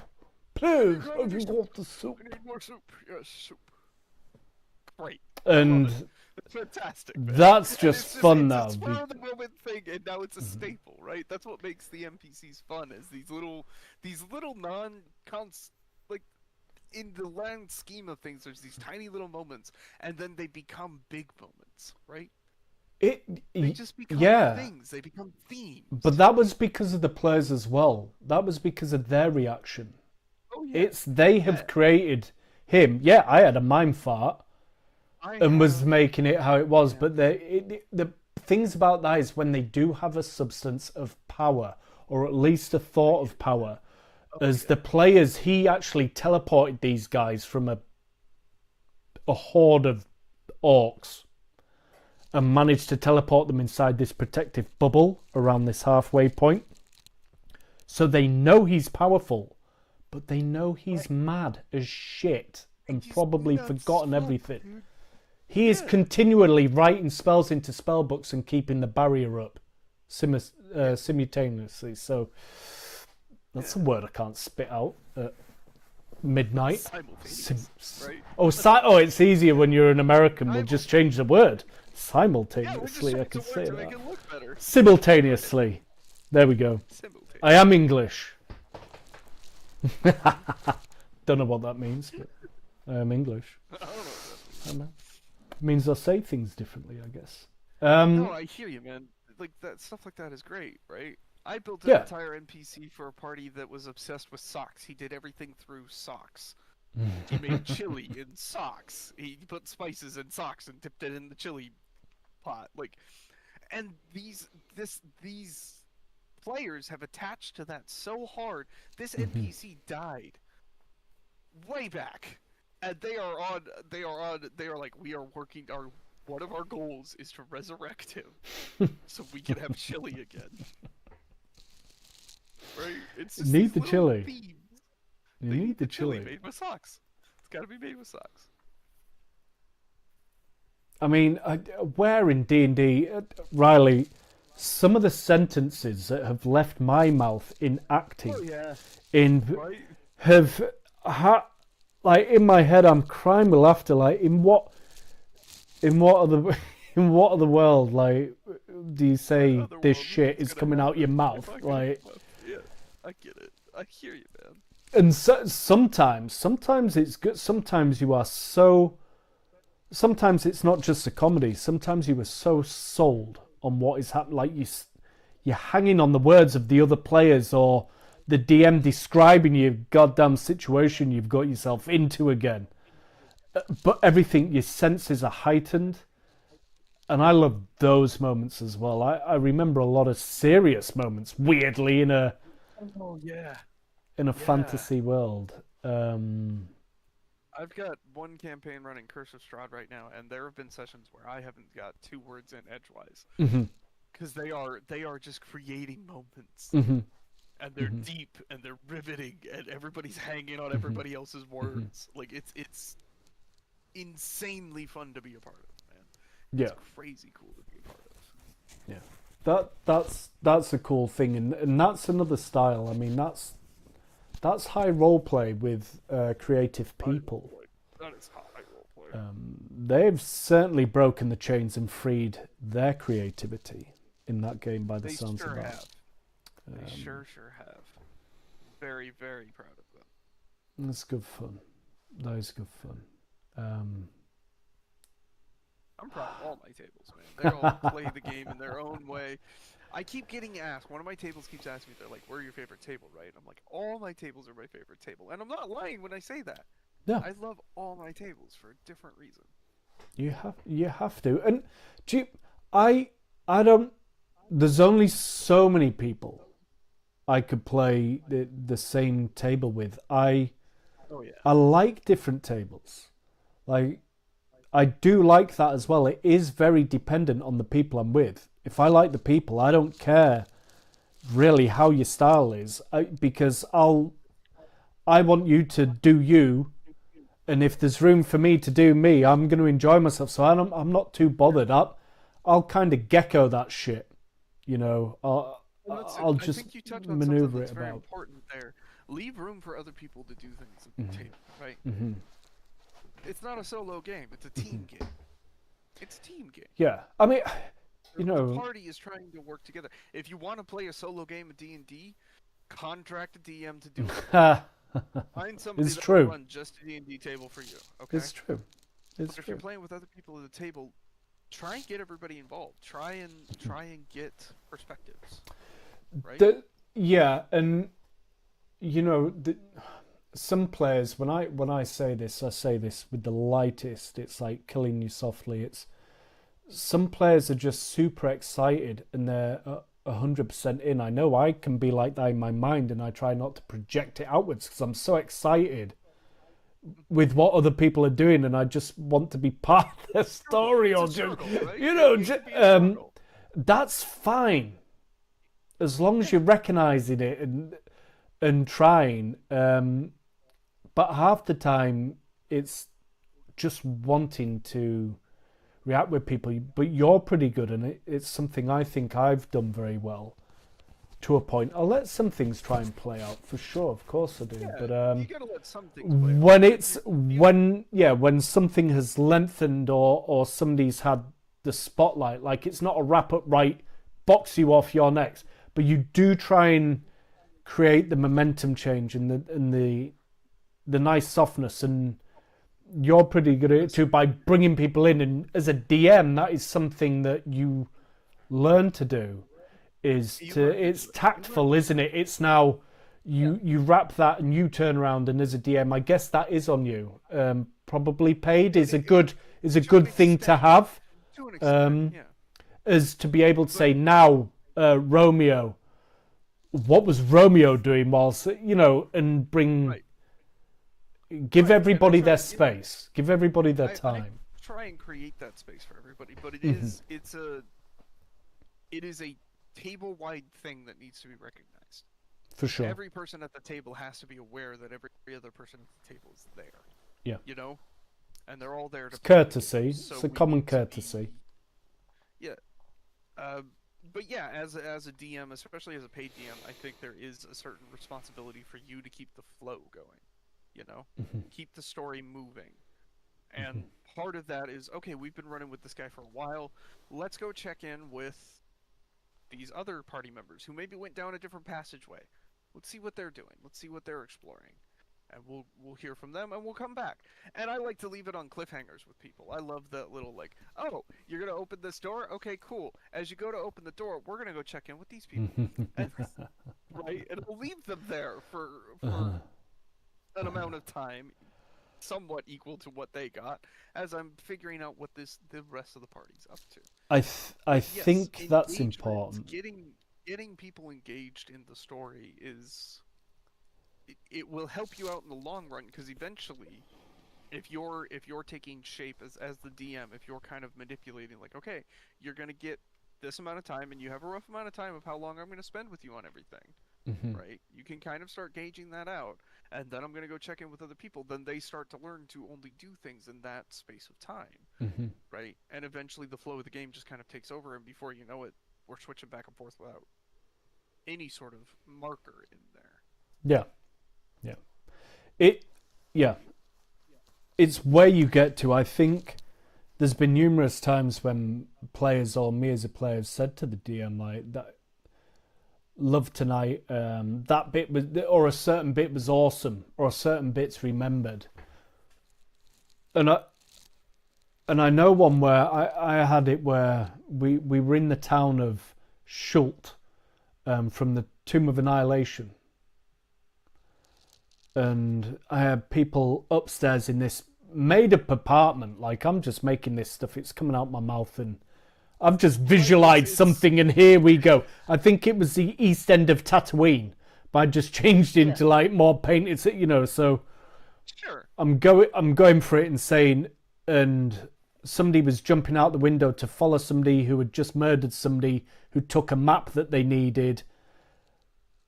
There was a lot of interactions happening, but it was very easy for me because, one, I did know what was happening. I knew what was happening. So a bit of clarity now and again is good. Like, always good. Knew what was happening, knew the purpose, knew who the person was who was in stealing, knew the person was who is now dead, lost, right, and knew that there was a puzzle to solve if they rolled it, if they even bothered looking. Right. That's me done. That's like as much Dude, interference. that's all I gotta know. You know, Yeah. that like that's just what's happened. I've got three things going on, right? Yeah. And you can keep it simple, right? Three things is fairly simple. 2 hours later, it didn't feel like 2 hours later, Riley, at all. It felt like 5-10 minutes because everybody was just motioning nicely, and it all just it just worked. And you get a lot of moments like that, but it's everybody working every time, Yeah. and buying in 100% for sure. Yeah. Which that takes time to develop. Like tables don't usually start out bought in 100% all the time, straight off the bat, right? It's gonna take time. It's rare. I mean, it happens, but you'll get that. I'm very blessed to have the table. I'm on pause for a second till I get all this stuff up and happening. Oh yeah, I got you. But I'm very blessed as people who I've known for over decades, and 2 new people who play with me who I've known for a couple of years. Did the vetting system after you had. Got that from you. Great idea. And they are in face, and I would have those people around 2 to 3 times a month playing Friday night at mine. Do you know, like going back a full circle to community again there as well, and but that has been built over time, and even the latest person to come in is now well ingrained. There is a certain amount of effort you have to put in, right? There is. Whenever you are trying to build something, there's a certain amount of effort that has to be put in. Yep, there is. But I like it. I think that's pretty cool. Riley, I remember having this conversation with you before, but I got to ask it because because I'm super geeky, and as much as this channel's going to be 90% about D&D and crafting and all the trades, this is still D&D, but last time we mentioned a Captain America build. We did. We've said that. Now I kind of feel like we shouldn't go back, but maybe we were talking about Wolverine after, were we? Yeah, we've had conversations about Wolverine. Ooh. Where would you go? Up to level 10. You get to level 10 to come out of the bushes. Level 10.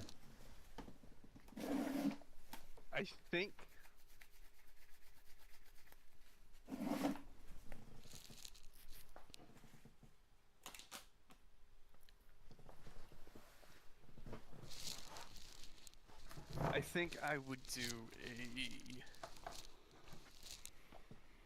Ranger Rogue Druid. Ranger Rogue. Ranger Rogue Druid. Ranger Rogue Druid.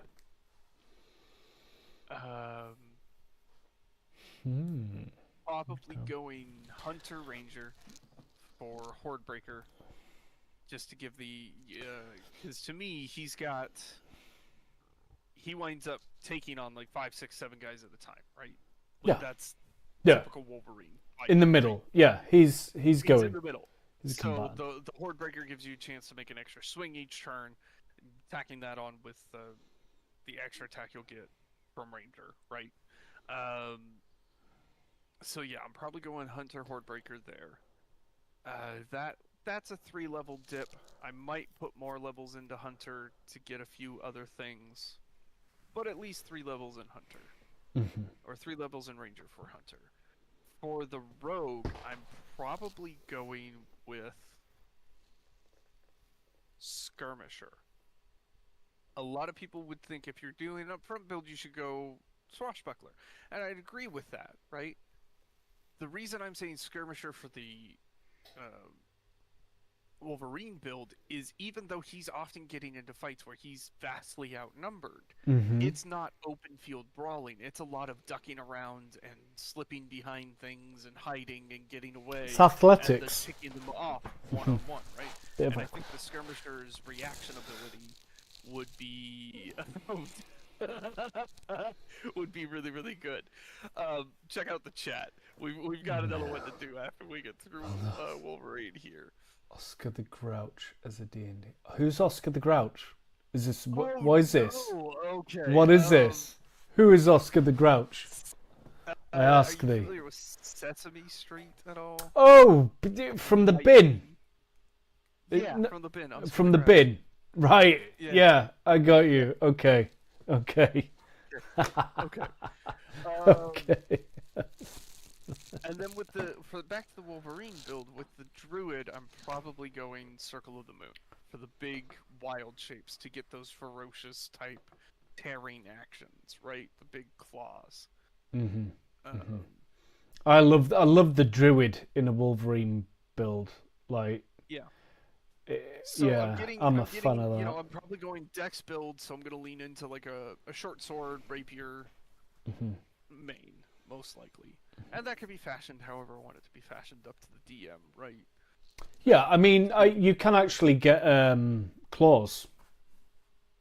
I'm sure you can get like I forget what they're called. You can come up with a simple thing for the claws, right? But I would do a Dex based build.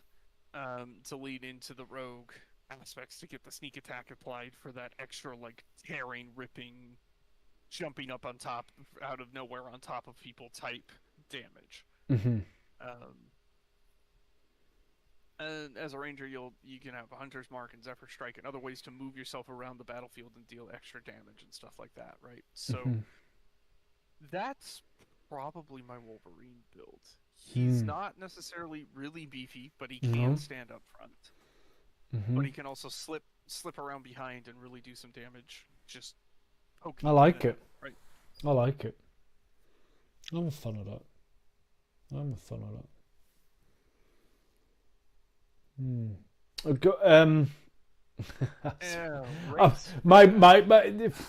My mind is now just ever since I've seen the build Oscar the Grouch as well. Now it's like, Okay, I'm just it keeps flopping off now, but yeah.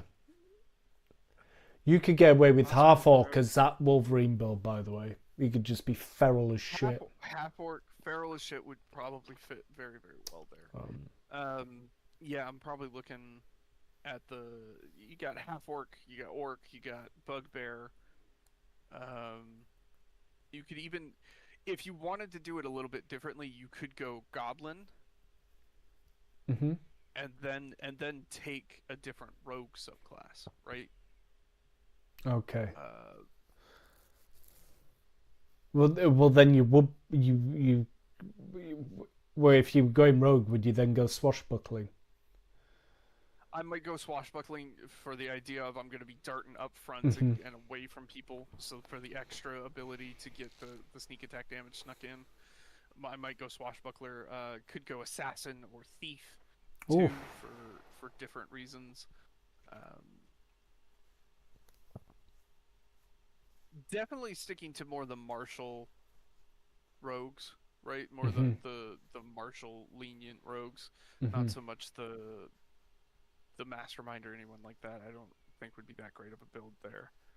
Because Wolverine, like, he's smart, sure, but it's more instinct. It's not head knowledge, right?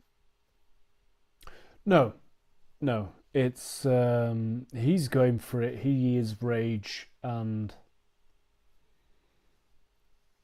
a lot of people would probably say, "Well, you didn't." He knows how to fight, so you did it wrong.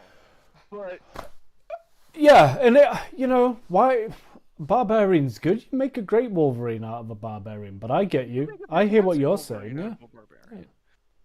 But I just think if I was going to do Wolverine, I would try and encompass more of his aspects, and I think the Ranger Rogue Druid build gives me the range to kind of get because I feel like his instinct is to pick apart, and I think you can really do that well with that kind of setup and have some decent damage output. Yeah, I'm a fan of that. I do like that. I'd certainly Druid. I think I may have told you before. I've definitely got Druid in the Wolverine build. And it makes sense. It really makes sense. The speak with animals. I mean, the shifting. Yeah. The shift. Like I, you know what I'm like. I'd really utilize like a different wild type of shape. thematic into it. Yeah, and go that way. And I think I'd use fighter, battle master. This would be interesting, but we'll get to this anyway. Okay. We've done Wolverine. I think We've should do done Wolverine. Wolverine's done. down the Wolverine's line, done. right? We should do Deadpool down the line. But Okay. Oscar the Grouch. Oscar the Grouch. All right. So Oscar's whole deal is he's a grouch, right? He's just a grumpy old man. Right? He lives In a in bin. trash can. In a bin. Right? Yeah. Rah. Prefer Right, Bert and so- Ernie. Hey Bert. Hey Ernie. For Oscar the Grouch, I'm gonna go Oscar. dwarf. Okay. Go Okay. Yeah, of course. Old dwarf, right? He can't mine anymore. Old dwarf.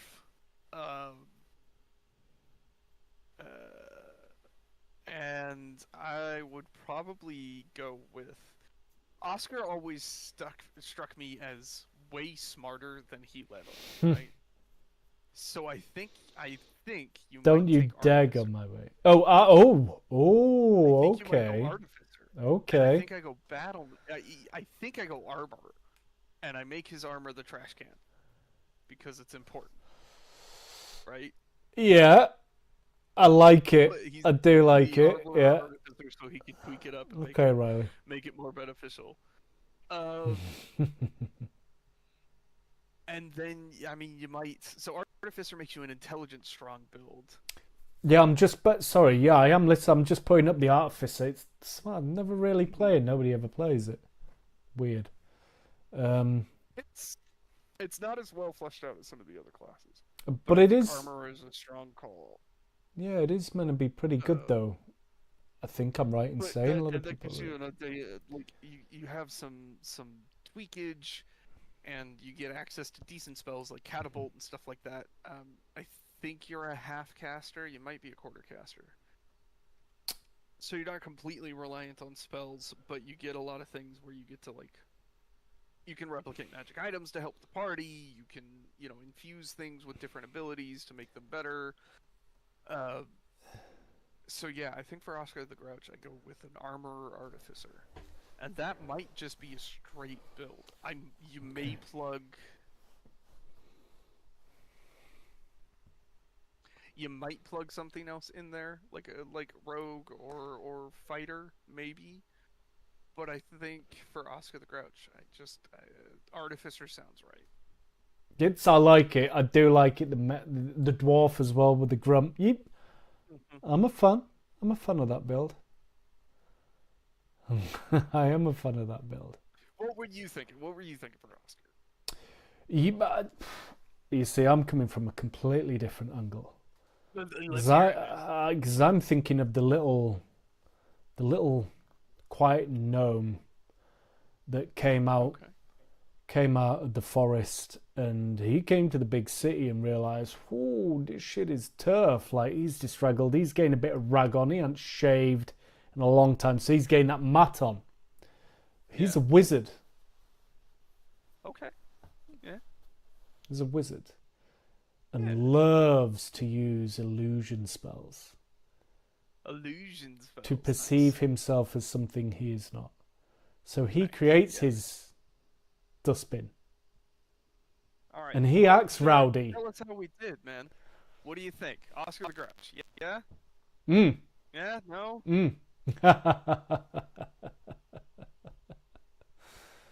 But that is where I come from it. But I do like the artificer. But I think, I'd go little gnome wizard pretending. Just he's in disguise.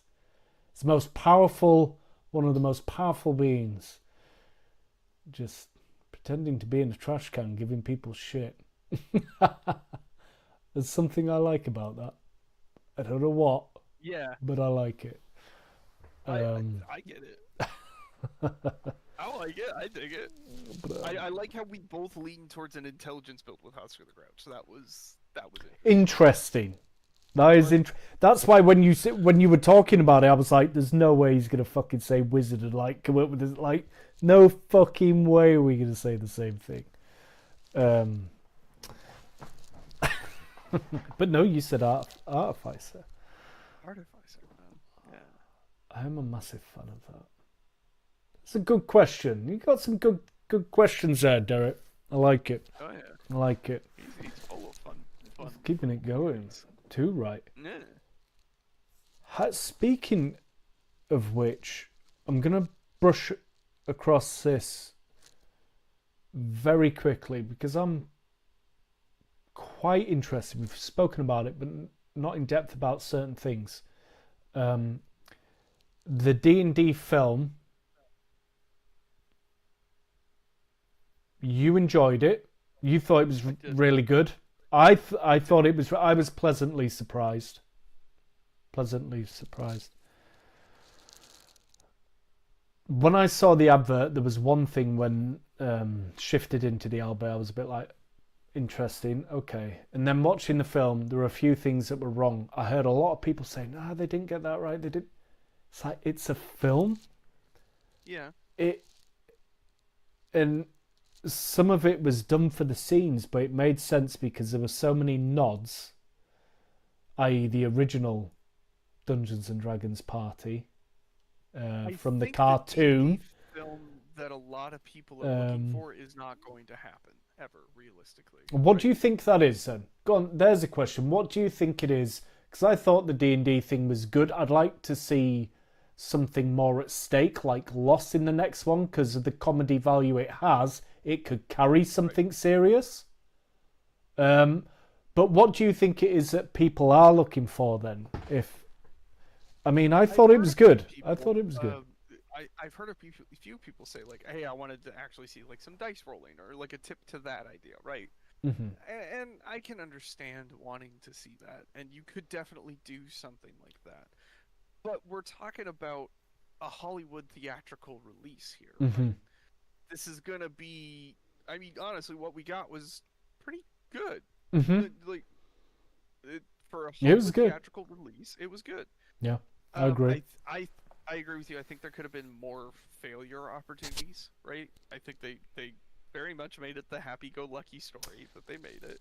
But that's part of the dice rolling for me, was how they combated and did. But I think they still managed to show failure too. Like they still did to show the heroes not succeeding and getting poor rolls and things like that, just in a more visually pleasing fashion. Mm-hmm. And I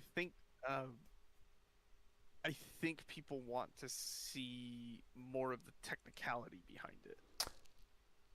Yeah, well, I mean, I get that, but I've got to be honest. The attunement to the helmet, I loved it. Yeah, it was great. D just posted the rules lawyers really picked the film apart. They must be funny. Right? Like, yeah, man. It's kind of it's what you go in expecting, right? And I think there was an expectation to see that. From a particular subsect of the community, there was an expectation to see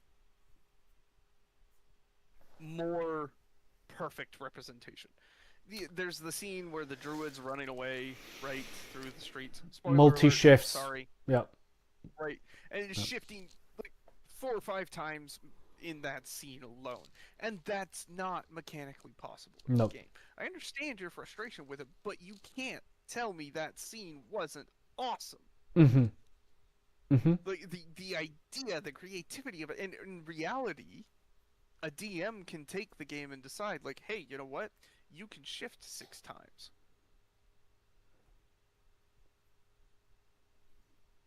Right? A DM can make that ruling. Of course you can. There's nothing stopping them.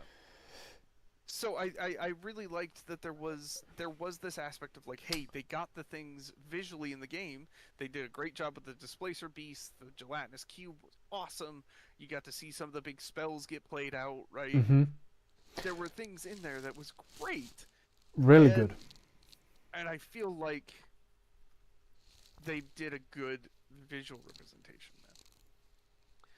I don't Stunning. know if we'll ever get to see Tiamat in cinema, but I've yes, just it's seen that Tiamat. Hey, I tell you what, Derek, I do not know, brother, because the closest thing I got now, I really loved Vox Machina, the cartoon.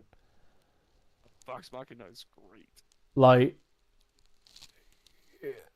I like that better than the D&D film. I'm just gonna say it. Like, I do. You're not wrong. Like, You're not wrong.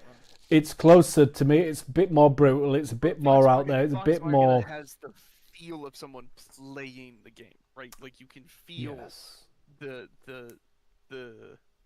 whereas But the movie is dragons. scripted, you know. Yeah, and it's easier to draw the dragons. I mean, Derek's saying there, give the people Tiamat. The dragons were just insane. Yeah, you got a big, chunky red dragon that was fun. It was fun. It was funny. It was funny. The tone, man. the rule of cool hilarious. went with the tone. The rule of cool went with the tone of the film. It's cool. It's cool. But yeah, do you know what? There is something that has always frustrated me, Riley, with films, and I've said it to you before. Like, now that they have the technology, the CGI that they do, you need to use it so carefully and still have the prosthetics to a point, or models in my mind, because it's that good. You can really make something. I mean, they did epic. the Fat Red Dragon, right? They did the They Fat did. Red Dragon. They did. That was a good tone, but they also had the Black Dragon in the flashback. How much cooler was that dragon for 3 seconds? Insane, right? So insane. Perfect. But I feel it, man. Yeah, there is, and the animation style of Vox Machina makes it a lot easier, right? It's Yes, not the yeah, of course CGI it does. intensive. You don't need the motion stuff. It's I a lot mean, easier to deal with. I love Thundercats and Ulysses. If you're not old enough to know what Ulysses is, have a look and watch it because it's insane. It's a really good soundtrack. But the beginning, so I like cartoons. Yeah, like nostalgia and today. That is the best opening scene in a cartoon when they're talking about the champions going to do it, and they just get I was howling. I was howling with laughter. So I was good, like, man. So good. Instantly, I knew I was going to watch Vox Machina, all of it, and not question one thing. Nope. And then Scanlan. You know, I'm trying not to give spoilers, but yeah. Do watch Vox Machina, people. It is prime content. I do like it. So, I mean, there you got Derek saying Tiamat. Is that? Are you thinking that the people will want something? So, why was it with the dice rolling then? Less real or more real? If you get what I'm saying. I think the ticky tacky people, like the rules lawyers, as Derek called them, wanted more adherence to what Dungeons and Dragons is. It's never as written. It's never really as written. Everybody tweaks it. Everybody changes something. Roller cool is such a reality, and to be able to go with a flow, because you don't want to break flow once you've got flow in a game, and films are very different. I don't know. The medium that they were creating, could they have done a little bit better? Sure, they could have. Right? They could have put a little bit more time into it and done a little bit better. But I still think it was a good one. I mean, what's the opposite? You've had Game of Thrones. And regardless of what people said, I liked Game of Thrones. It's different, though, because it's a different fantasy. Yes, the production style is similar, right? But it's a different... You have longer to tell the story. You have more time to set things up. It's not a one... Right? It's not a... movie where you're trying to cram an entire story into 3 hours. It's a one-shot, folks. Things aren't going to go smooth. Okay? No, that's why you don't get Lord of the Rings, because nobody had ever been given a budget that size to do 3 bloody movies. Nobody had ever been signed off on it, but that's what can happen when you do. 3 movies off the top, right? But is it 5 years? Give time and the effort into it, it becomes iconic. Yeah. I thought the D&D movie was very good. Would I watch it again? Absolutely. Am I thinking about going to try and find it somewhere so I can watch it again tonight? Yes. Is that going to happen? I don't know. I hope so. I hope so. I really do. We've got it. We've got it. I don't know why I'm laughing at. We've got it. I've seen it a couple of times. Kids have seen it a few times. But then I watch films. There's oh, they just I don't know. I'm a bit dubious with films at the moment because of stuff like that. So yeah, the Dungeons and Dragons was a good thing to come up. I'd love to make some epic though. Yeah, I hear you. I think the D&D movie that we got is opened the door to more content like this, more studios attempting something like this. I hope so. And so give it time. I think we might get a series out of it, and that could be a good thing. It could be a bad thing too. It could wind up like Fast and Furious, where I watched the first 4 and I don't give a shit about the other 8. You watch the other ones by accident. Yeah. Or it could be a good thing. It could give us something truly amazing down the road. I think the stonework has been painted and laid for really, really, really good movies after this, right? It's there. I think they did a good job casting. I think that was important. They did a good job pulling the right people into the right roles, right? Yeah, the casting was perfect for the movie that was delivered, for the style of it. But I mean, so yeah, nothing. I've got nothing bad to say about it. I'm just saying, if for me, it would have been different cast, but it'd be different. So different movie, it'd be different. So it was for what it is. I think it's fantastic, and it really it is. Yeah, opens the door for them to do a different toned thing in the future, right? With a different cast. So maybe we get a more action-packed thriller for the next D&D film, because parties are different. Parties are different, right? Parties are different. How much would that bend your head then if they brought in a different cast? I wouldn't be that upset about it, I'll be honest, because... Would you be surprised? Oh god, D wants to jump straight to Lord Soth. What are you doing? Lord Soth as a villain in the next movie. Stop it, no. Nobody's doing Soth. Who's Soth? Soth is, he exists within the realm of Ravenloft. He is one of the Dread Lords of Ravenloft. Oh, okay. People go to Strahd, right? Everybody knows Strahd, because there's an entire module written about Strahd. Everybody knows Strahd. Soth is beat the shit out of Strahd more than once. Soth has put Strahd in his place a few times. He is absolutely terrifying. Okay. He's like a Death Knight's Big D combo with something in. He is. Death Knight's a brutal Riley. Yeah, Soth is a handful and a half. He is absolutely nutty. So what? Go on then. What is a Soth? I want Soth made. So he's a nutty. What is he? Is he a Death Knight or is he? Yeah, what are we talking? He's like the father of Death Knights. He's definitely the inspiration for Death Knights. Is this lore then? Is this true lore by your boy, or is this something you've? No, yeah, he exists. It's true lore. There is one thing. There's a couple of things that people ask me. They're like, "Oh, because I don't know the lore of D&D like I do Star Wars or other things, or I just don't. I've not needed to." And people always said, "Oh, well, what about the lore?" And it's like, if somebody is into the lore or wants a character build with something, I'll read the lore. That's the least I can do for you guys coming up to enjoy the game. Like, don't worry about it. If it matters, I got you. I love listening to the lore. Lord Soth, the Knight of the Black Rose. The Black Rose. He shows up in Dragonlance and Ravenloft. He's got a whole backstory to him, man, and it's brutal. But yeah, he is often depicted as a Death Knight. Death Knight. They're tough boys. Tough boys. Yeah.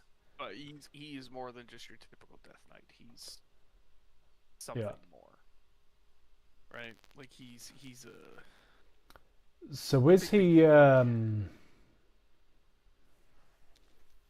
Is he? What is he? Is he a demon? Is he? What are we talking? Is he human? He might be classified. Demonic? Okay. Agree. Let's see if I can stat block. He's one of them. He's one of them.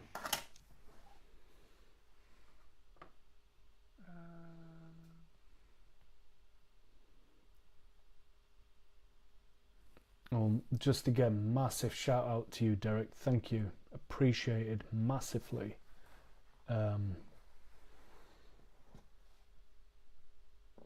Expected a bit more push at your boy Riley. Undead. He's just undead. He's just not undead. Necessarily. Yeah. Okay. Most people stick him in an undead paladin category. Mm-hmm. Okay, interesting. So, I mean, it's just you can. It doesn't even have to be labeled D&D for me. Just fantasy films, with cool story. Like I said, The Legend and the Beastmaster were D&D before I grew up with the pictures of Frank Frazetta and Fire and Ice, that cartoon. Like that's my kind of shit, my fantasy shit. So yeah, good badass character and a bit of slayerage. I mean, Conan. Yeah. Come on, mate. Conan the Barbarian. Come on.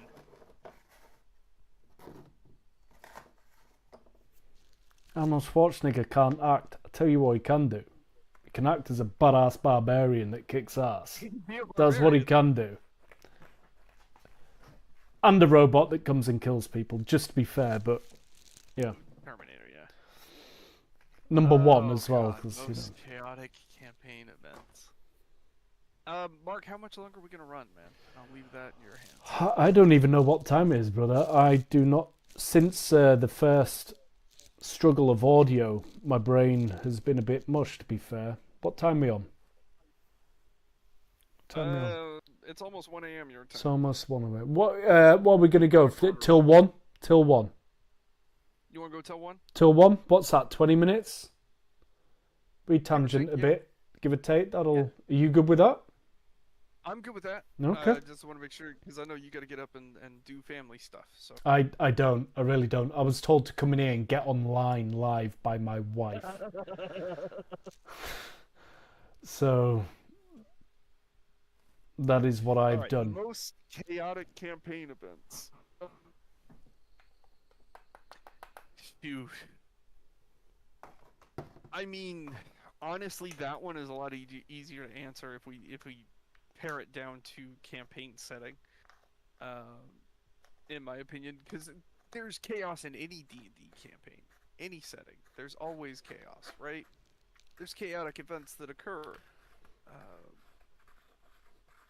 One example that jumps to mind is one of my tables. They were playing Rise of Tiamat, and they went off into the mountains, and so they were spending a bunch of time up in these mountains, and so I threw this whole giant arc in there, and they kept killing giants, and then finally this big bad storm giant showed up and just would not roll under his recharge capability for his lightning storm every single round. Nice. He kept getting it back, and if he's got it back, he's going to drop it, right? What are you going to do? If you got your most powerful attack, you're going to use it. So he lays the party low, and the party decides that we're going to transfer from Rise of Tiamat into Descent into Avernus. Those two modules are not designed to be chopped together. Let me tell you, that was chaos incarnate. But that sounds chaotic, it was bro. just a crazy series of events, man. It worked out. It was crazy. They finished Descent into Avernus. We went back to Rise of Tiamat. We're probably going to finish Rise of Tiamat here this year at some point. Nice. Right. But that was chaotic. another one of my parties destroyed the entire realm of existence that they were in because of the actions they took. Now, were they aware that these actions might destroy the world? No. Did they ask? No. They just did it. Right? Like, so there's been super chaotic events. D's probably hoping I mentioned the event where his character launched a portable tower into a loaded tavern and killed 600 people. Like, chaos is going to happen. It's, yeah.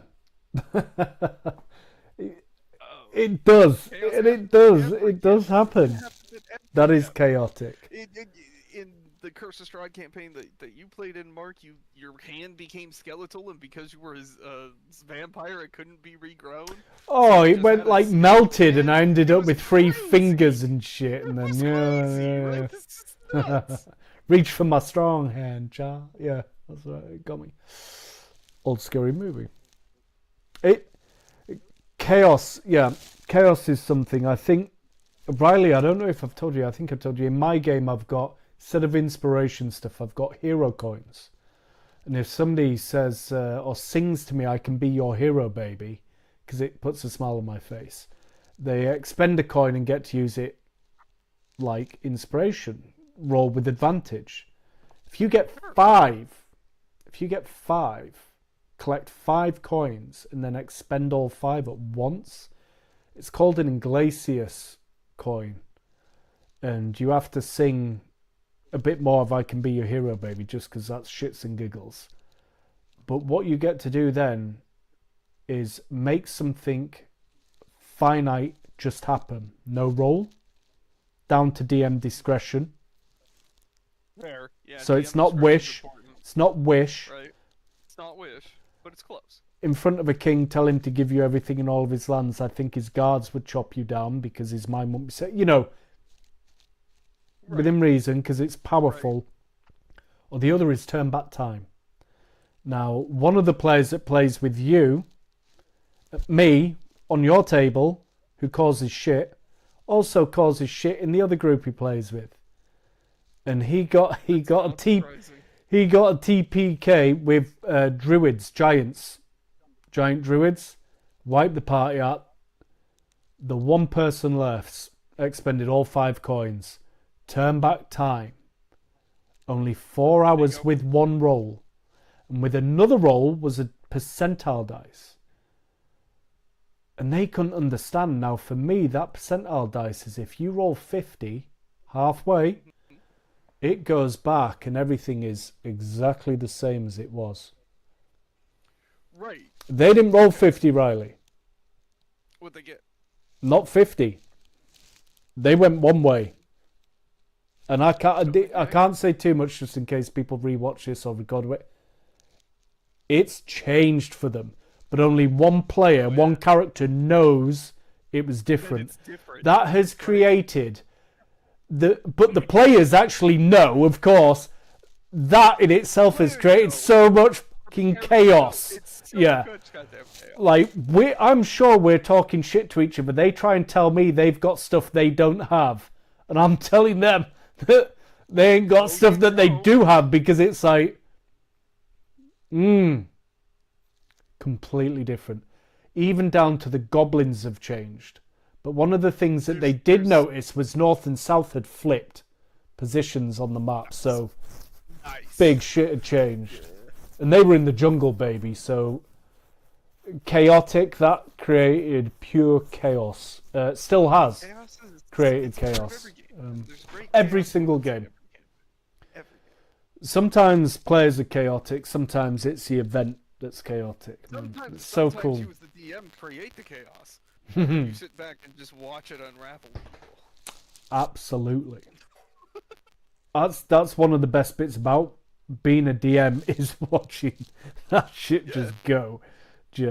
Oh yeah. I think my level 19 party is currently facing down 31 mind flayers and an elder brain dragon. That's high level shit, man. Yeah. That's high level. They're level 19. Yeah, man. I mean, that's godlike.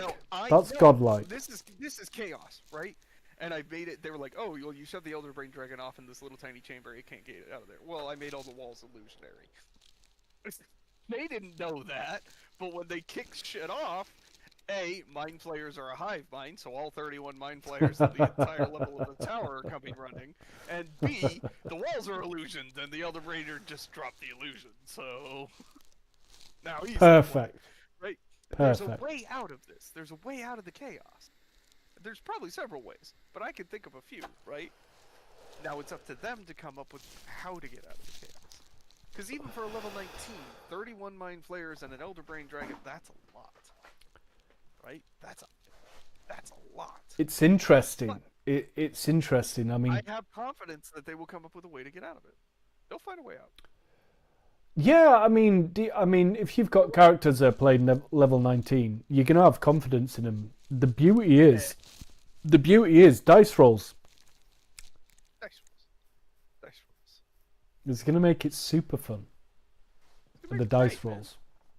Yeah. I mean, rolling well, you're going to have to be...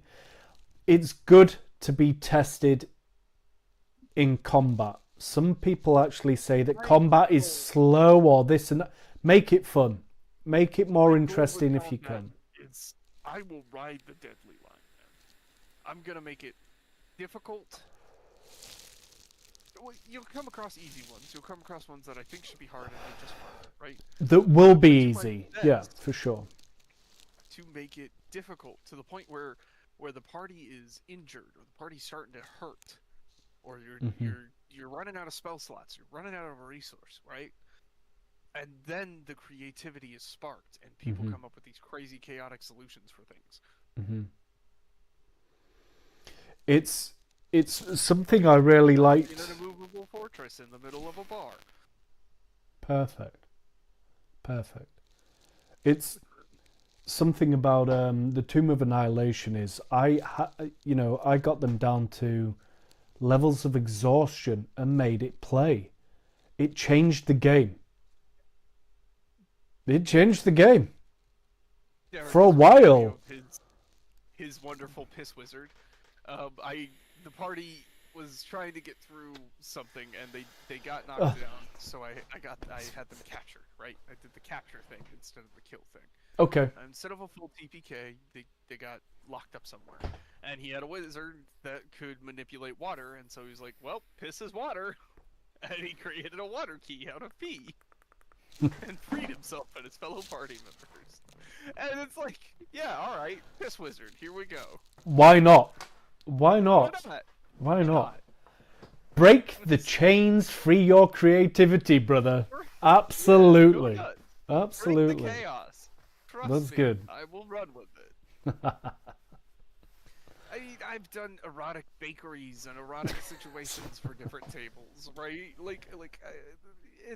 I'll roll with most anything within reason. You've got to.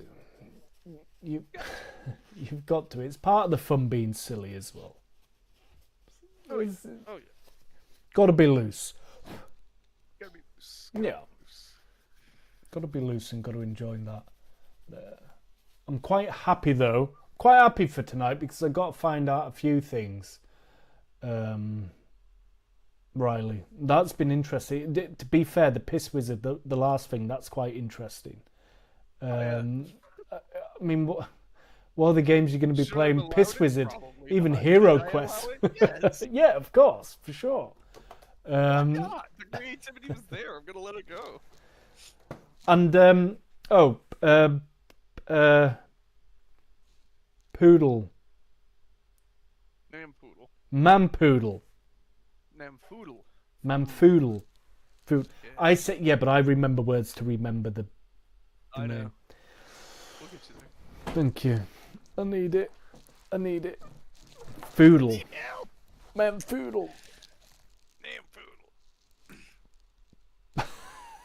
That's Foodle. I'm Foodle, Piss Nampoodle. Wizard. It's just, Brimble the Piss Wizard cannot escape anything, by the way.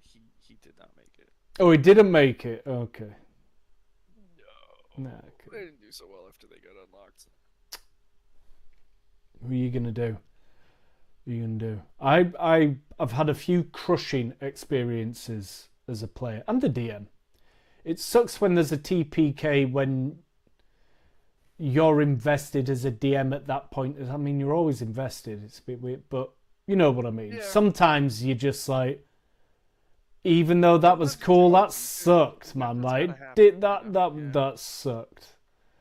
Like, I want my players to feel epic.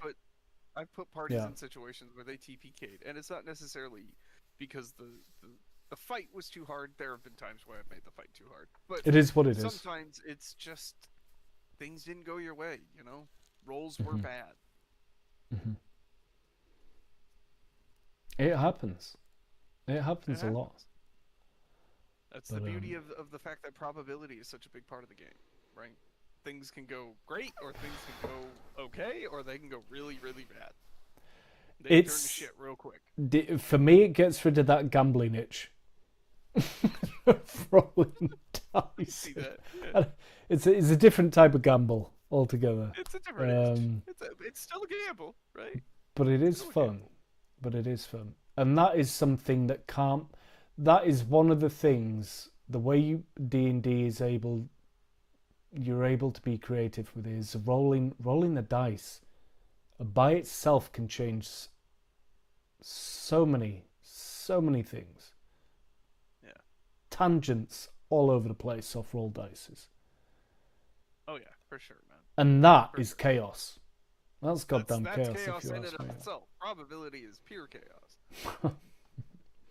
And I'm a massive fan of that, to be sure. I love it. Riley, you have been on with me for a while now. Twice. Thank you. And put up with me being a bit blah. That's what happens when somebody like me has to think and use my brain with computers. But Riley, it has been a pleasure. Thank you for coming on. It's always a pleasure. I shit. love coming on to the Dungeon Den. I hope I'll be back. Well, I'm going to be asking you to come back. So, oh yeah, love it. And I think after this time, my apologies for before, but hopefully know a bit more and be even more prepared. You don't know until you're doing it. We'll get the hang of it. We'll get the hang of it, right?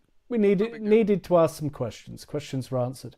And Derek, insane, brother. Thank you. You've been super cool and asked some really cool questions as well.